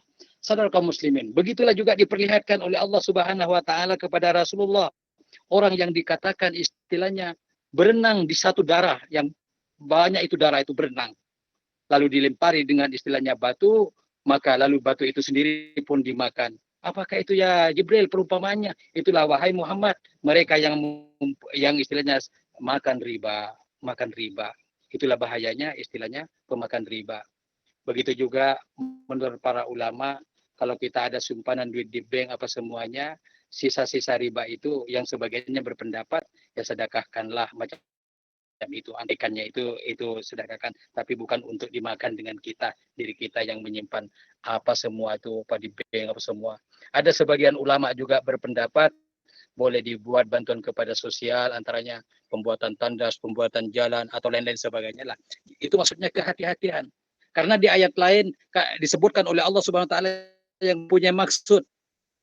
Jika engkau mengatakan sudah beriman kepada Allah, maka tinggalkanlah riba yang ada sisa-sisa riba itu. Jadi itu perhatiannya itu apapun yang perkara umpamanya berkenaan duit apa semua, maka tinggalkanlah riba ini. Karena walaupun istilahnya ini membahayakan kepada ibadah individu itu, takut tidak diterima oleh Allah Subhanahu wa taala. Saudara kaum muslimin yang dirahmati Allah Subhanahu wa taala, itulah tadi itu beberapa juga dia hikmahnya itu pelajaran. Begitu Rasulullah diambil daripada rumah Ummu Hanis yang riwayat satunya, maka dibedah Allah Sallallahu Alaihi Wasallam dan diambil hatinya, dicuci dan dikeluarkan. Apakah di sana itu tidak Rasulullah tidak suci hatinya? Menurut para ulama Rasulullah sudah suci, tapi mau diberikan hikmah, keimanan dan lain semuanya mengandung kebaikan yang sebelum Rasulullah dimi'rajkan, diangkat ke langit itu. Jadi untuk menghadapi cabaran-cabaran yang mendatang supaya Rasulullah Sallallahu Alaihi Wasallam ada kekuatan baik dari segi rohani dan keseluruhannya. Bukan dalam arti kata lain Rasulullah sudah tidak suci, tapi Rasulullah sudah suci, sangat suci. Tapi diberikan beberapa hikmah lagi oleh Allah Subhanahu wa taala. Saudara kaum muslimin yang dirahmati Allah, masih lagi berkisar kepada tajuk tadi itu, banyak iktibar juga seperti orang yang istilahnya lidahnya dipotong-potong oleh Allah, wajahnya digaruk dengan kukunya sendiri, baru dikembalikan wajah yang baru digaruk lagi sehingga kukunya ini menjadi kuku tembaga. Adapun yang dipotong dengan lidahnya tadi itu dikatakan mereka sering istilahnya itu menggunjing ataupun istilahnya mengumpat. Maka berhati-hatilah saudara kaum muslimin dari perkara ini. Mudah-mudahan kita dilindungi Allah Subhanahu wa taala. Karena di dalam hadis juga dijelaskan antara mengumpat dan juga al-yamin, sumpah palsu, disebutkan oleh Allah Subhanahu wa taala. Ini satu-satu bentuk dosa-dosa besar di sisi Allah Subhanahu wa taala. Saudara kaum muslimin yang dirahmati Allah Subhanahu wa taala. Beberapa lagi hikmah di antaranya seseorang manusia ini ada malu. Rasulullah boleh ketika disuruh dengan Nabi Musa alaihissalam, disuruh menghadap Allah Subhanahu wa taala setelah menjadi 5 fardu. 5 fardu tadi, lalu Nabi Musa memberikan pesan menyuruh kepada Nabi Muhammad sallallahu alaihi wasallam, istilahnya berjumpa Allah lagi sekali lagi, tapi Nabi Muhammad sallallahu alaihi wasallam dikata malu, biarlah aku terima ini yang 5 fardu ini untuk umatku dan untuk diriku. Jadi itulah antara hikmah juga seorang muslim ini mempunyai sifat malu. Biasalah dirahasiakan sifat malu dan aib seseorang dan seluruhnya, apalagi yang perkara tidak berkenaan kepada yang pihak berkenaan umpamanya. Jadi itulah yang Allah berikan kebaikan. Mungkin malu dalam istilahnya kita itu sering istilahnya meninggalkan sholat, tidak sholat dan sebagainya. Karena disebutkan dalam Al-Quran juga disebut Bismillahirrahmanirrahim. Qad aflahal mu'minun alladzina hum salatihim khashi'un. Dikata sesungguhnya beruntunglah orang-orang istilahnya mukmin, orang-orang beriman kepada Allah yang dalam salatnya istilahnya dia dalam keadaan khusyuk. Jadi ini juga beberapa hikmah. Jadi di antaranya kita diberikan perintah oleh Allah dalam salat ini khusyuk. Baik ketika kita itu istilahnya berdiri ataupun dalam keadaan kita ruku dan sujud kepada Allah, sentiasa seolah-olah berhadapan dengan Allah Subhanahu wa taala. Boleh diambil beberapa lagi pelajaran dari keadaan-keadaan tadi itu. Di antaranya Rasulullah Sallallahu Alaihi Wasallam diperlihatkan yang pertama diberikan berhadapan dengan Ifrit. Ifrit ini sebangsa jin. Lalu malaikat Jibril memerintahkan baca wahai Muhammad, dikata, maka dibacalah sesuatu doa itu dengan Ifrit, maka Ifrit langsung tersungkur. Dan Rasulullah SAW diberikan oleh Jibril dihidangkan, maka antara satu istilahnya itu gelas minuman arak dan susu. Maka Nabi SAW memilih susu. Wahai Muhammad, sekiranya engkau memilih itu arak, pastilah umat engkau akan menjadi banyak peminum. Ini kuasa Allah, tapi Muhammad memilih susu Allah Subhanahu wa taala. Karena nanti di hari kiamat disebutkan Rasulullah ini mempunyai satu telaga. Ini juga Rasulullah SAW diperlihatkan ketika naik ke surga tadi itu, ke langit itu. Diperlihatkan bentuk satu bengawan. Dalam bahasa Indonesia ini, bengawan ini satu lautan yang sangat luas. Bengawan. Satu lautan yang sangat luas, itu disebutkan istilahnya Telaga Al-Kautsar. Telaga Al-Kautsar ini telaganya Rasulullah SAW. Itu berkaitan juga dengan surat Al-Kautsar itu. Dia dikatakan Telaga Al-Kautsar ini menurut satu riwayat, pemberian istilahnya Allah kepada Rasulullah ketika Rasulullah kematian cucunya Hasan dan Husin. Maka dikatakan dalam satu hadis lagi, barang siapa yang meminum satu gelas saja di istilahnya Al-Kautsar ini, tidak akan haus selama-lamanya. Macam mana dikata bekas ataupun cawan-cawan di sebelahnya disiring dengan Al-Kautsar Rasulullah SAW ini, dikata seperti mana bintang di langit punya banyak. Tapi saudara kaum muslimin yang dirahmati Allah Subhanahu wa taala, ada beberapa umatnya Nabi yang dilarang. Yang dilarang ketika artinya dia mau minum. Allah yang melarang. Rasulullah melihat. Tapi di padang mahsyar ada yang mau minum untuk ambil itu istilahnya gelas itu di Al-Kautsar itu minum. Yang putih macam susu bersih tapi dia tidak haus. Karena pada saat itu manusia kehausan. Manusia istilahnya tersiksa yang amat dahsyat. Melainkan dengan istilahnya syafaat dan pertolongan Allah Subhanahu wa taala, barulah manusia itu keadaan tentram. Tapi yang satu sedihnya ini dikata dia ada yang dilarang. Umat Islam juga mau minum tapi dilarang. Ya Allah, sesungguhnya itu adalah umatku. Kenapa dilarang? Wahai Muhammad, dikatakan, apakah engkau tahu apa yang diperlakukan mereka ketika di dunia, istilahnya sepeninggalan engkau. Jadi itulah artinya kita ini, walaupun umat Islam, jangan memperlekehkan sunnah Rasulullah Shallallahu Alaihi Wasallam. Dalam satu contoh umpamanya, bila diperintahkan kita makan tangan kanan, denganlah tangan kanan. Tidak ada lagi alasan tangan kiri lah. Bahkan kalau yang tangan kiri, usahakan belajar tangan kanan. Karena Nabi perintahkan macam itu. Antara umatku ini adalah makannya dengan tangan kanan. Seumur hidup Rasulullah Shallallahu Alaihi Wasallam makan dengan tangan kanan dan minum dengan tangan kanan. Dalam hadis riwayat Imam Muslim disebutkan, Bismillahirrahmanirrahim. Sadaqa Rasulullah Shallallahu Alaihi Wasallam. Idza ahadukum ya'kulu falyakul biyamini wa yashrabu biyamini. Fa innahu syaitan ya'kulu bisimalihi wa yashrabu bisimalihi. Rawahu Muslim. Ini hadis ini dalam hadis baik Bukhari dan Muslim. Semua diriwayatkan Sunan Imam Abu Dawud dan lain sebagainya. Dikatakan, apabila di antara kamu itu makan, makanlah dengan tangan kananmu dan minumlah dengan tangan kananmu. Karena sesungguhnya setan itu adalah makan dengan tangan kirinya dan minum dengan tangan kirinya. Nauzubillah. Jadi kita berharap sebagai umat Islam mau istilahnya itu mengikuti sunnah Rasulullah SAW karena mau dianggap sebagai umatnya. Macam dulu Ustadz di satu tempat itu dia ramai orang di satu surau tuh. Ustadz tak payah sebut orang di mana surau itu lah. Tapi ramai.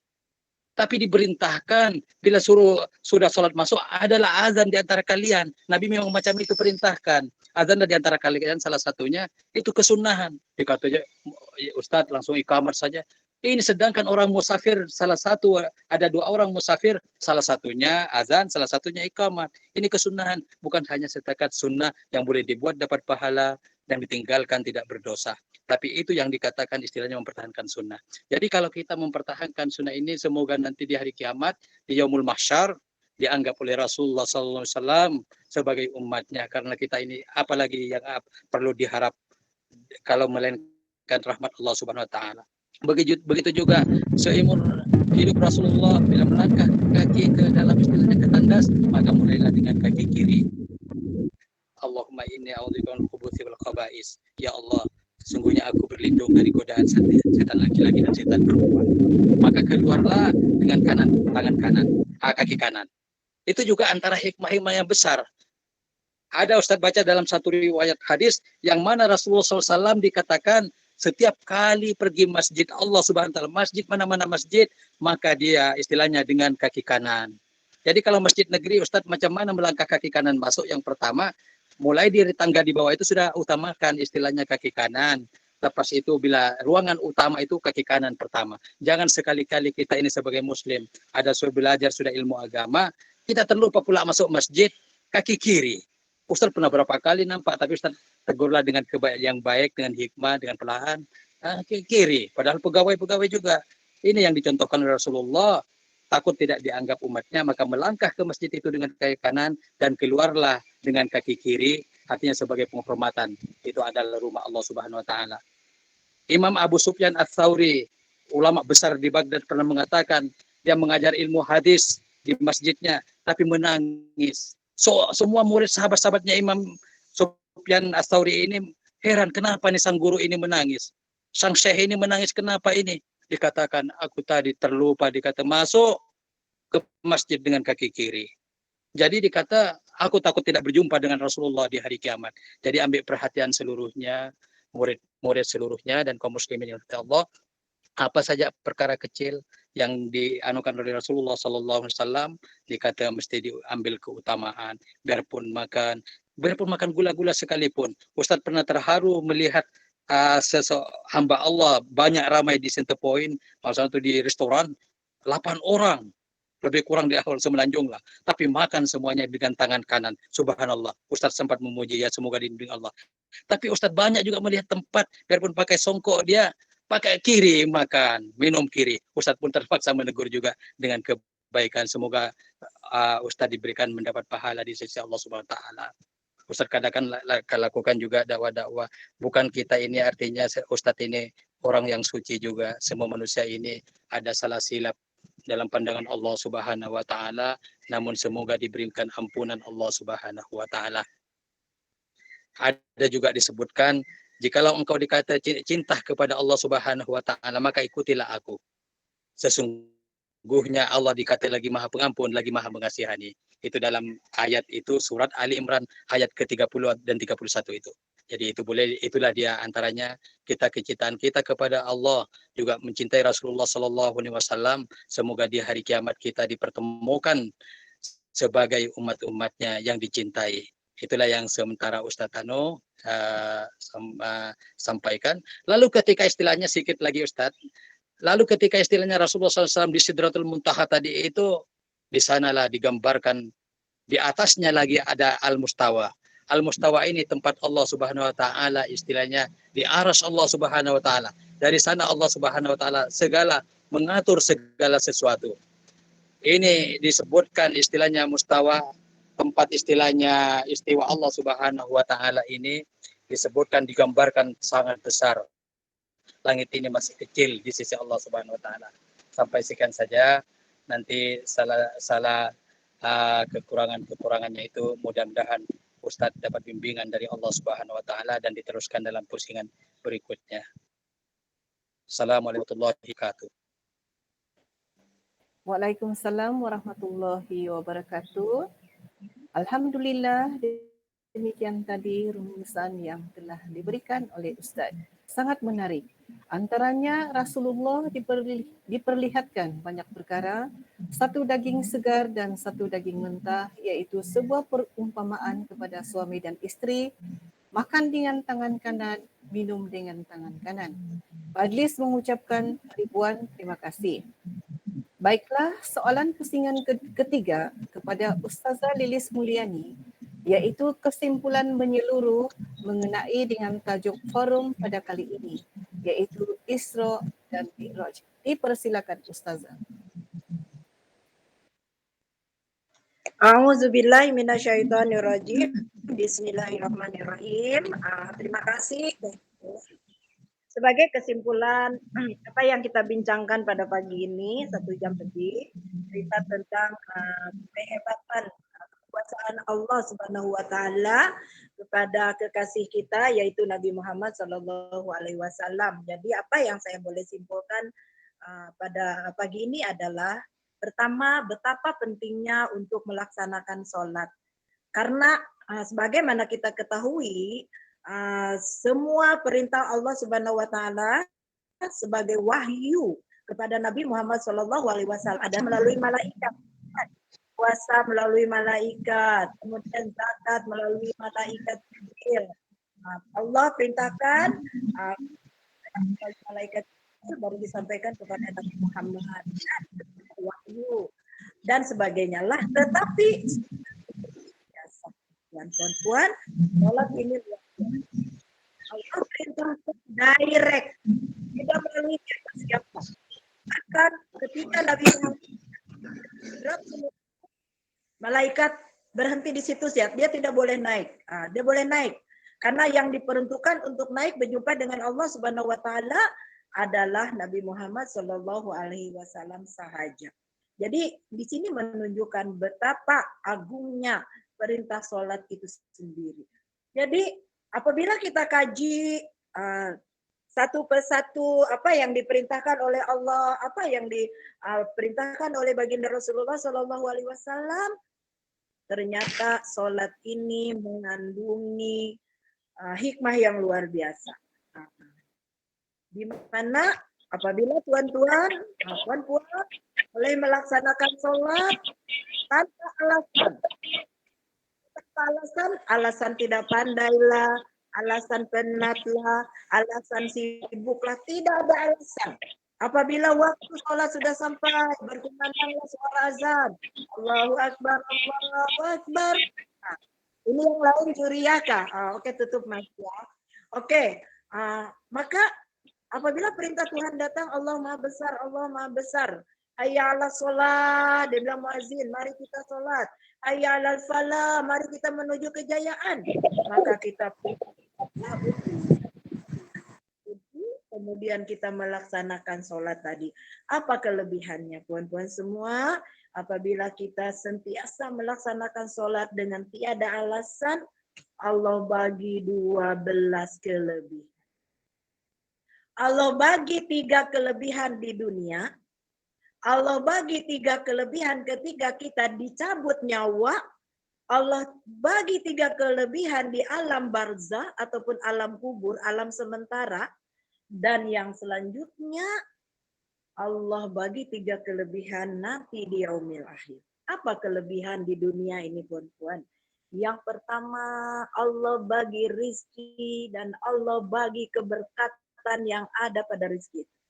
Orang yang salat ini walaupun duitnya sedikit tetapi senang hatinya.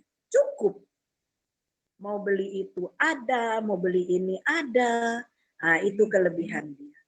Yang kedua, kelebihannya Allah bagi umur dan Allah bagi keberkatan yang ada pada umur itu. Tengok Ustadz Rifai tidak lama lagi 50, tapi aku nampak Ustadz macam 20 tahun saja Ustadz. Nah, ini hikmah salat. Hikmah salat. Nah, mau 50, tapi kita nampak macam 25 kan, betul kah? Puan Marlina, macam 20 umurnya. Itu hikmah sholat. Ambil wudhu. Kita ada aura ini kalau sholat nih puan-puan. Ada aura. Tengok si Morin selalu wudhu. Ada aura dia. Karena setiap 1 hari 5 kali ambil wudhu. Walaupun kita ada wudhu. Tadi waktu sholat zuhur ada wudhu. Aku mau sholat asar lagi. Belum lagi itu batal. Bagus kak kalau wudhu balik. Bagus. Pahalanya seperti 10 kali kebaikan. Wudhu balik, akhirnya muka kita berseri. Muka aku tidaklah berseri, muka puan-puanlah berseri. Begitu, itu hikmah dia yang Allah bagi kepada orang yang sentiasa sholat. Yang ketiga, Allah bagi apa? Ketenangan kepada jiwa kita. Ada ujian COVID, oke lah, tidak apalah, aku sakit, napalah. Penghapusan dosa bau saza, aku kena COVID bau saza, satu keluarga napalah penghapusan dosa. Dia boleh terima. Ustazah, aku ini ada diuji bau ustazah, anak aku bau ustazah. Kenapa anakmu? Itulah badegil bah anakku, bukan degil bah kakak. Anak kakak ini bukan degil, tapi aktif. Alhamdulillah, karena setiap ujian itu ada hikmah, tenang jiwanya. Ini Allah bagi kepada orang yang sentiasa melaksanakan sholat. Waktu ketika dicabut nyawa, apalagi? Ini panjang sedikit Nurul. Aku membalas Ustaz Rifai. Tadi Ustaz Rifai panjang, jadi aku mau panjang lagi. Tidak Pak Ustaz main-main.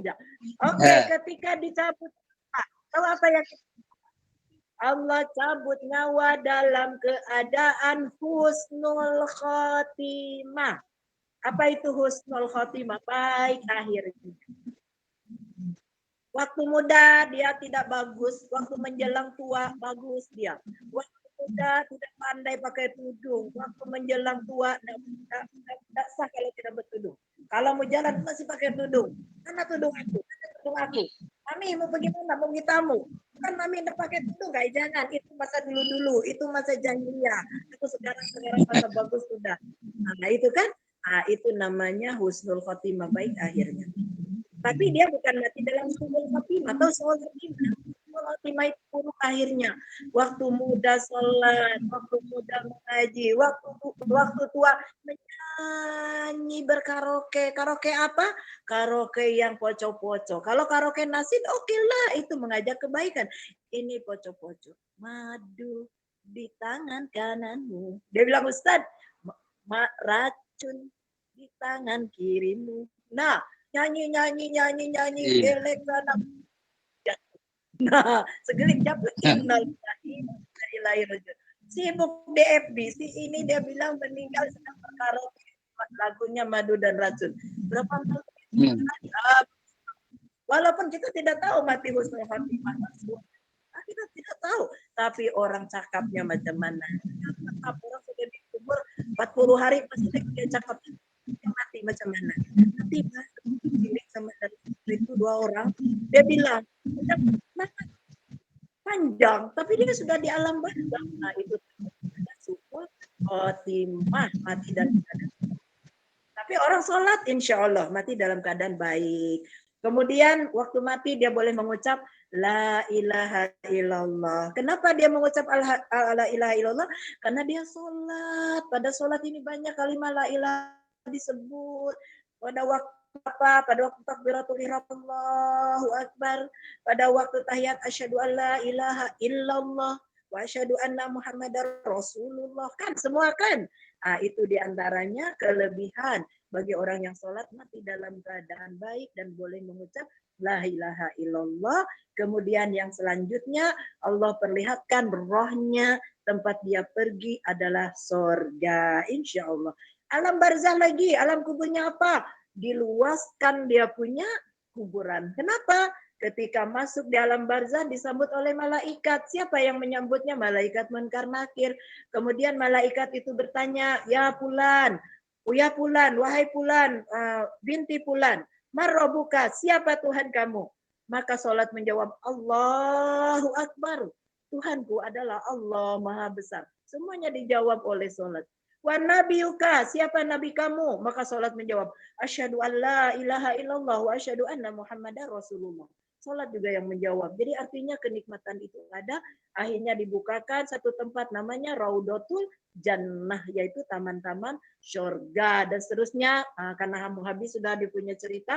Kemudian di akhirat nanti ketika dia dikumpulkan di padang mahsyar, saya ambil ya daripada hujah Ustaz Rifai tadi, pada waktu di padang mahsyar, orang yang pertama diciptakan yaitu Nabi Adam alaihissalam, dan manusia yang terakhir diciptakan dikumpulkan semua di situ. Bayangkan, dikumpulkan sesak napas, aduh begini kan, sesak betul. Maka waktu itu kita akan kepanasan, panas yang sangat panas. Tetapi bagi orang yang beriman, bagi orang yang sholat, bagi orang yang yang sentiasa wudhu, tiada itu panas, Morin, Siti, tiada itu Juria, tiada itu. Ya macam kesejukan. Akhirnya dia berjalan, tahu dia berjalan bagaimana? Rupa-rupanya tempat yang dituju itu satu telaga yang Ustadz tadi cakap namanya Telaga Al-Kausar. Bayangkan, karena Telaga Al-Kausar diperuntukkan kepada umat Nabi Muhammad yang selalu mengikuti apa yang dicontohkan oleh Nabi. Apa yang Nabi suruh dia buat, apa yang Nabi larang dia tinggalkan. Apa disuruh Nabi bersolawat, kita pun rajin bersolawat kan. Jadi itulah kita pergi. Maka kita itu minumlah air Morin. Sekali minum satu teguk. Bagaimana yang Ustadz katakan tadi, satu teguk air masuk di leher boleh menghilangkan dahaga seumur hidup. Satu teguk saja. Kalau kita minum cola satu botol, sekejap saja terbatuk adalah bahkan, Ustaz, sudah terbatuk, alamak, mana lagi air putih, terbatuk sudah aku dia bilang. Tapi kalau air di sana di Telaga Al-Kausar itu, satu titik boleh menghapuskan dahaga selama-lama. Macam mana rupa telaga itu? Tadi Ustaz sudah terangkan. Saya ingatkan kembali ya, supaya kita bersemangat hidup kita ini, oke? Telaga Al-Kausar itu dindingnya terbuat daripada emas permata. Kalau kalian hari ini emas sedikit saja digelang, jangan risau. Nanti telaga kamu itu yang akan kamu minum di situ. Jadi telaga itu terbuat daripada emas permata. Dindingnya tahu apa? Dia punya tiangnya apa? Tiangnya terbuat daripada permata lu'lu. Siapa yang tiada permata, jangan risau, jangan sedih. Ustaz, jangan risau. Aku pun tiada permata, Ustaz, tidak apa. Permata palsu adalah, tapi insya Allah nanti di padang mahsyar kita akan nampak. Bekelip-kelip, Insyaallah. begitu. Kemudian airnya lebih putih daripada susu. Nah, kalau susu nampak putih, lebih lagi putih. Wanginya lebih wangi daripada minyak kasturi. Bayang. Kalau kita rasa di Mekah itu wangi, lebih wangi lagi air yang ada di telaga nanti yang diperuntukkan kepada orang yang sentiasa taat pada Allah, taat kepada Rasul, taat kepada suami, taat kepada ibu bapa. Insya Allah kita akan dapat. Jadi disitulah kita akan minum di telaga tadi kan. Maka setelah minum hilanglah haus. Maka kita akan menuju ke satu tempat berjalan. Rupa-rupanya tahu di mana tempat berjalan. Kita menyeberang jembatan Siratal Mustaqim. Jadi seorang sahabat bertanya kepada Rasulullah, ya Rasulullah, bagaimana besarnya jembatan Siratal Mustaqim itu? Maka Rasulullah bersabda, besarnya jembatan Siratal Mustaqim adalah kalau kita mempunyai rambut dibelah, bukan dipotong. Kalau potong begini, ini dibelah lagi, rambut dibelah 7. Itu besarnya jembatan Siratal Mustaqim. Dan lebih tajam daripada pedang. Kalau kita masuk saja di sana, terpeleot, lepas itu dia terbelahlah kakimu kan. Itu bagi orang yang tidak beriman, itu bagi orang yang tidak pandai sholat. Tetapi bagi orang yang sholat dan pernah kurban. Dengar, hadirin semua, tidak lama lagi ibadah kurban. Yang pernah kurban, maka ketika kita menyeberang jembatan Siratal Mustaqim, ada tunggangan menunggu di situ. Siti, ada Hazza di sini, semua ada Nurul semua, ada siapa lagi, Muhammad, ada Murni dan sebagainya.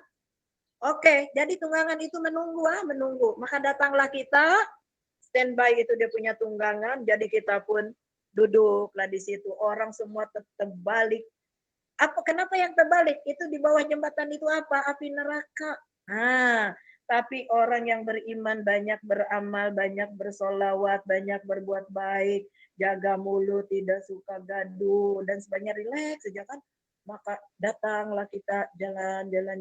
Akhirnya menujulah destinasi yang terakhir, dengan selamatlah kita, tidak terbaliklah kita. Kemana kita destinasi yang terakhir? Di surga. Itulah destinasi yang terakhir yang semua agama memang mengetahui bahwa surga ini begini. Dalam Islam pun bahwa surga ini tidak terlintas oleh pandangan kita, tidak terlintas oleh deria kita.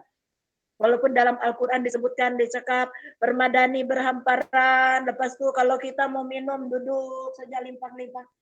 Macam aku rasa mau minum Milo, ini datanglah itu Milo kan. Itu kita tidak terbayang begitu. Tetapi lebih daripada itu kenyataannya. Jadi hadirin yang dirahmati Allah Subhanahu wa taala, mudah-mudahan peristiwa Isra Mi'raj akan menjadikan itibar kepada kita dan akan menjadikan iman kita lebih kuat kepada Allah Subhanahu wa taala dan seterusnya. Surga yang diperlihatkan oleh Allah Subhanahu wa taala merupakan destinasi untuk kita tinggal, dan neraka merupakan satu tempat yang mudah-mudahan dijauhi oleh Allah untuk diri dan juga keluarga kita. Insya Allah. Terima kasih sahabat semua. Minta maaf, minta ampun apabila banyak kekurangannya. Terima kasih juga Ustadz, terima kasih juga Nurun, dan terima kasih kepada sahabat sebanyak 60 orang kurang lebih lah. Terima kasih, mudah-mudahan bermanfaat ya. Billahi taufik wal hidayah. Assalamualaikum warahmatullahi wabarakatuh. Waalaikumsalam. Waalaikumsalam warahmatullahi wabarakatuh. Salam, Ustazah. Terima kasih, Ustazah. Alhamdulillah. Terima kasih, Ustazah. Alhamdulillah, demikian tadi perkongsian pendapat mengenai dengan kesimpulan menyeluruh topik yang dibincangkan pada kali ini. Antaranya, betapa agungnya mematuhi perintah solat dan mudah-mudahan mempunyai pengakhiran yang baik iaitu husnul khotimah. Majlis mengucapkan ribuan terima kasih. Baiklah, sidang penonton yang saya hormati sekalian. Alhamdulillah, begitulah berakhirnya perkongsian yang telah diberikan oleh kedua-dua panel kita sebentar tadi. Terima kasih kepada kedua-dua ahli panel kita kerana sudi hadir dan sudi memberikan perkongsian mengenai tajuk yang diketengahkan pada hari ini. Untuk pusingan keempat, dengan itu saya buka soalan kepada sidang penonton, iaitu hanya satu soalan bagi setiap panel.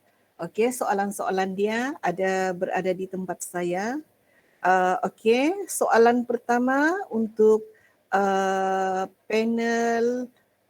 panel kedua, iaitu daripada Puan Marlina Abdullah.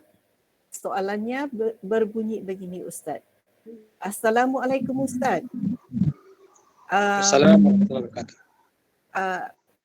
Ya, tidak berapa jelas sebab mikrofon kita bertembung. Jadi boleh Ustaz kasih tutup dulu mikrofon sekejap. Tutup mikrofon sekejap, Ustaz ya. Waalaikumsalam warahmatullahi wabarakatuh. Puan Saleha minta bantuan. Okey, terima kasih. Okey, ada satu riwayat yang mengatakan bahawa semasa Nabi sallallahu alaihi wasallam di Isra Mi'rajkan, Sayyidatina Aisyah ada mengatakan bahawasanya sepanjang malam pada malam Isra Mi'raj itu jasad Nabi Muhammad tidak pernah hilang dari sisinya. Apakah pendapat Ustaz tentang perkara ini? Apakah maksudnya hanya rohnya yang suci itu diangkat pada malam Isra Mi'raj? Terima kasih.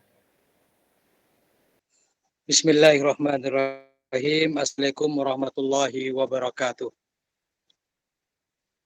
Subhanalladzi asra bi abdihi lailan minal masjidil haram ilal masjidil aqsa alladzi barakna haulahu linuriyahu min ayatina innahu huwas samiul basir.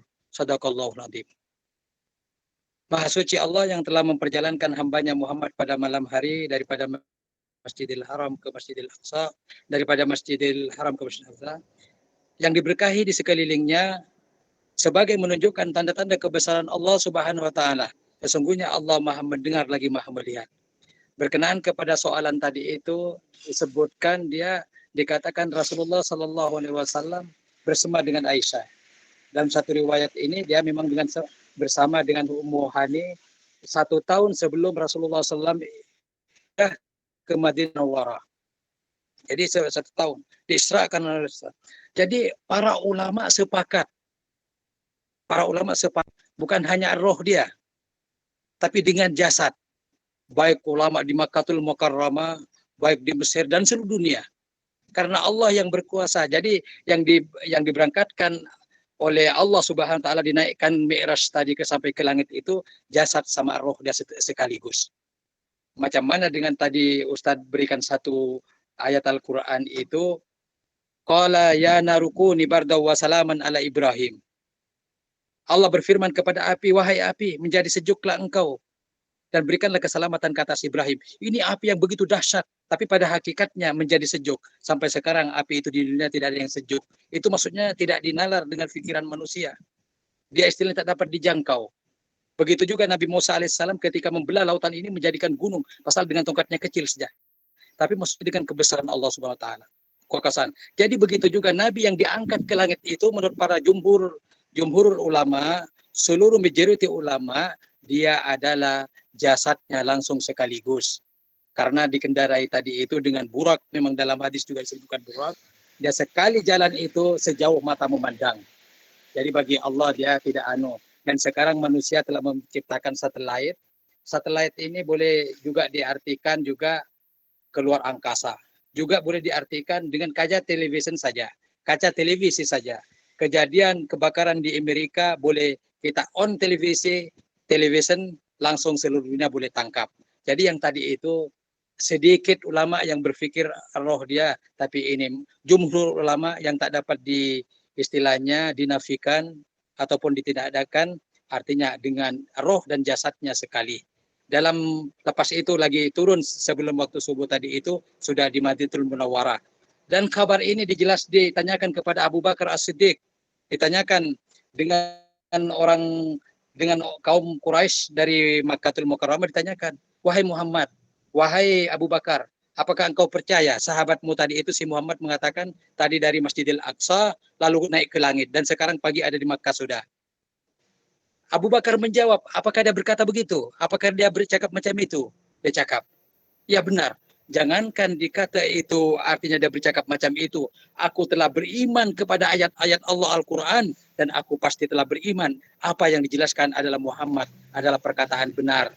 Dan karena Nabi Muhammad dipanggil tak pernah berbohong, Nabi Muhammad SAW diberikan title atau julukan Al-Amin yang sentiasa bercakap istilahnya benar. Dan dalam arti kata lain, lepas itu Abu Bakar diberikan As-Siddiq yang istilahnya membenarkan. Jadi saudara kaum muslimin yang dirahmati Allah Subhanahu wa taala, tidak ada perselisihan para ulama. Artinya kejadian itu langsung dengan roh dengan jasad. Sama dengan satu ayat di dalam Al-Qur'an dijelaskan, wahai ya Musa, anidrib biasa kalbar. Dikata wahai Musa, pukulkan tongkatmu istilahnya kepada lautan ini. Akhirnya lautan itu menjadikan istilahnya satu belahan yang sebelahnya gunung yang besar sebenarnya. Ini artinya tak masuk di akal manusia dengan tongkat. Tapi mukjizat Allah ini tidak boleh dinalar dengan pikiran manusia. Dan jumhur ulama mengatakan roh dengan jasadnya Rasulullah sekaligus. Karena dikatakan bila seseorang muslim itu mengingkari dengan apanya istilahnya dalil keagungan tentang Isra Mi'raj ini, takut dibimbangkan menjadi murtad. Nauzubillahi min dzalik. Situ sajalah Ustaz punya komen. Jumhur ulama berpendapat baik di Makkah dan seluruh dunia, maka dia yang diyakini adalah Rasulullah dengan jasadnya. Wabillahi taufiq wal hidayah. Wassalamualaikum warahmatullahi wabarakatuh. Waalaikumsalam warahmatullahi wabarakatuh. Okey, demikian tadi jawapan yang telah diberikan oleh panel pertama kita, iaitu Al-Fadil Ustaz Muhammad Rifai Samsudin. Okey, seterusnya kita beralih kepada soalan kedua. Soalan kedua kita tujukan kepada panel pertama. Soalannya berbunyi begini. Adakah burung atau unta yang dinaiki Nabi masih wujud pada masa sekarang? Dipersilakan Ustazah Lilis. Assalamualaikum warahmatullahi wabarakatuh. Ini buruk ini hanya berlaku kepada baginda Rasulullah Sallallahu Alaihi Wasallam sahaja dan juga pernah berlaku kepada Nabi Musa ketika mau menerima wahyu daripada Allah Subhanahu Wa Taala. Jadi selepas itu memang tiada lagi, hanya untuk dua nabi, yaitu Nabi Musa dengan Nabi Muhammad Sallallahu Alaihi Wasallam. Jadi selepas ini tiada sudah, ya. Oke, terima kasih. Okay, sama-sama Ustazah. Okey, demikian tadi jawapan yang telah diberikan oleh Ustazah Lilis. Semoga dapat memberikan jawapan. Alhamdulillah, dengan berakhirnya soalan-soalan dari saudara-saudari dan jawapan-jawapan daripada ahli panel undangan kita, maka dengan itu berakhirlah forum kita pada kali ini. Terima kasih atas perkongsian pendapat dan kesimpulan menyeluruh mengenai topik yang dibincangkan pada kali ini. Kalau ada sumur di ladang, boleh saya menumpang mandi.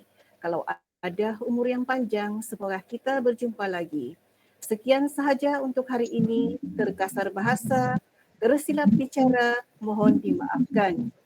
Sesungguhnya yang baik itu datangnya daripada Allah Subhanahu wa taala dan yang kurang elok itu datangnya daripada keilafan diri saya sendiri. Saya akhiri forum Isra Mi'raj pada kali ini dengan kalam yang mulia. Wabillahi taufik wal hidayah. Assalamualaikum warahmatullahi wabarakatuh. Okey, Waalaikumsalam warahmatullahi wabarakatuh. sebelum kita meninggalkan majlis, okey,